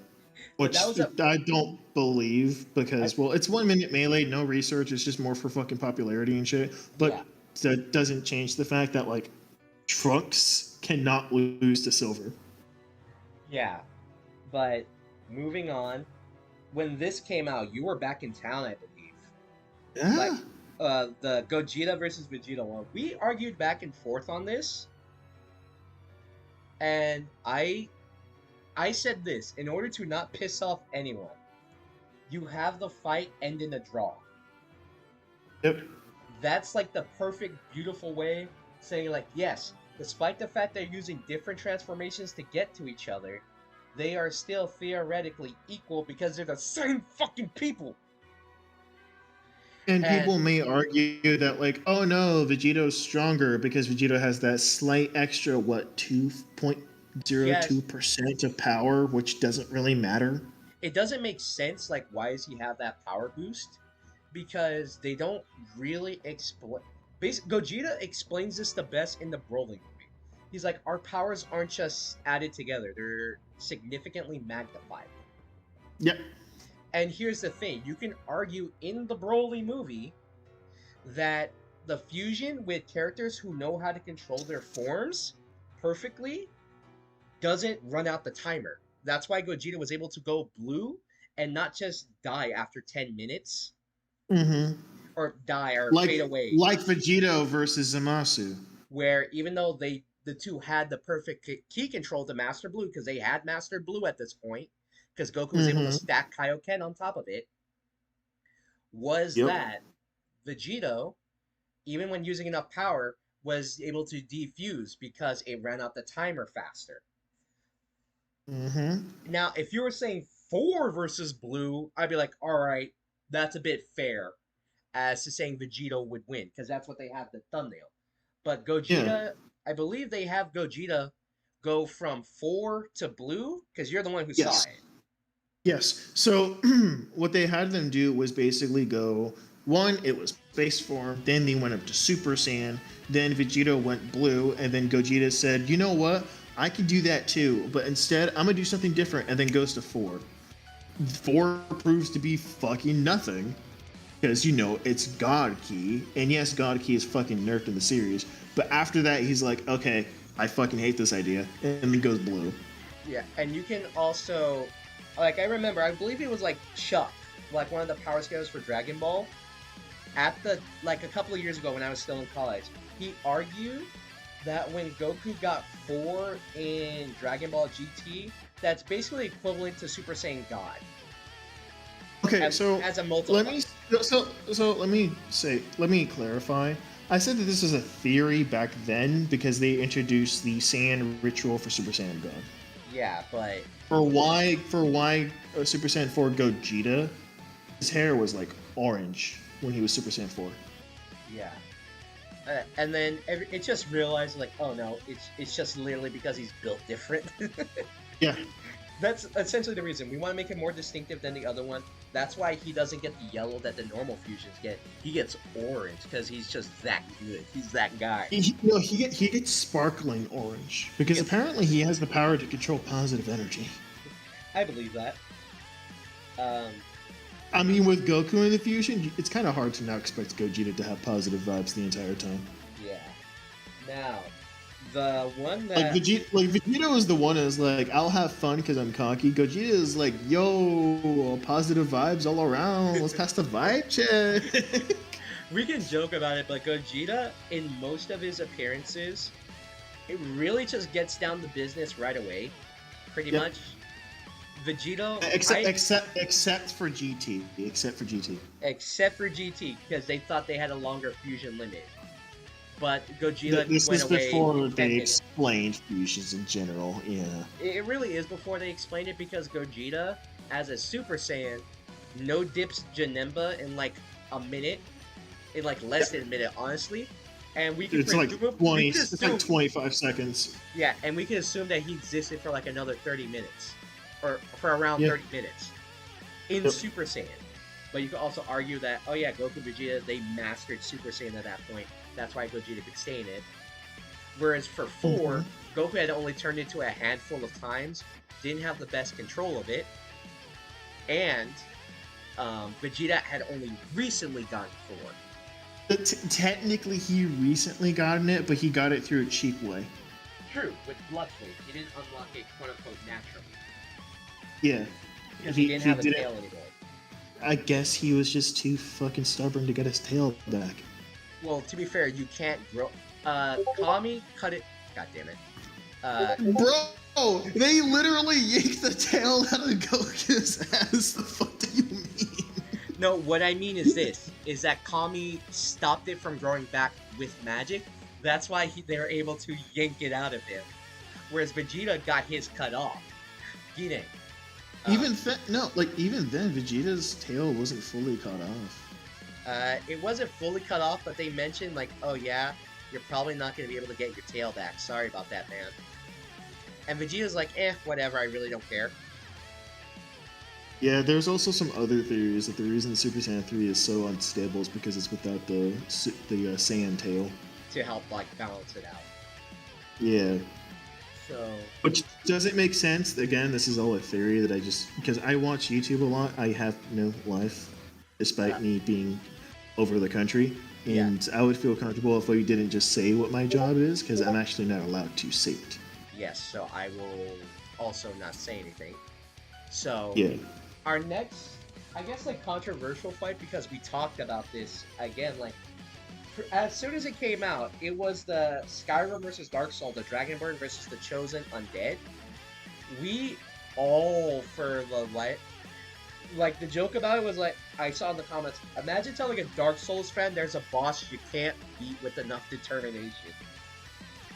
By the way, this is implied that Dark Souls player is not Let Me Solo Her. Yeah.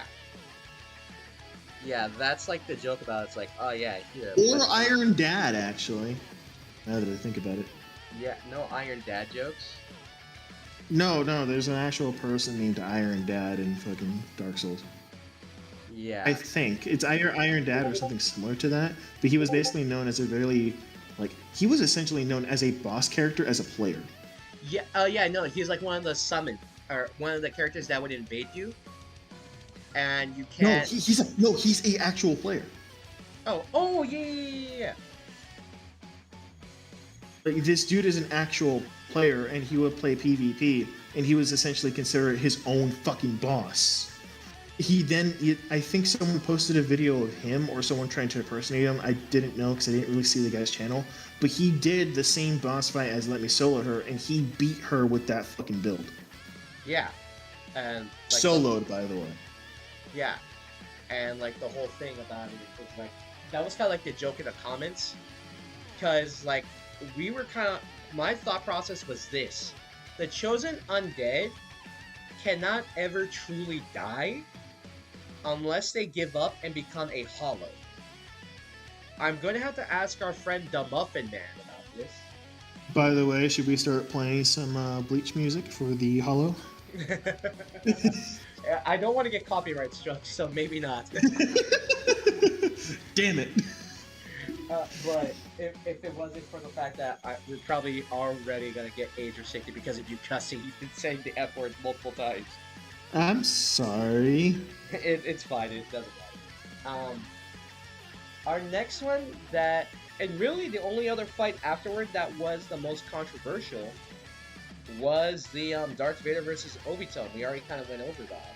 Where it's like, Yeah. where we explained our levels of canon. Like, stuff that applies it. That's why I said, like, unless that's why Death Battle just needs to pick and choose which version of characters they're going to use. So kind of like how they did with Power Rangers, because they only ever use the TV show of Power Rangers. They have never used their comic variants, they don't or use Super Sentai for that matter. Yeah, because like it'd be almost like, what's the point in asking that? It'd be like, Yeah. oh, no one really knows what Super Sentai is except for the super nerds, so we're not really going to cover it. Yeah, it's like no one really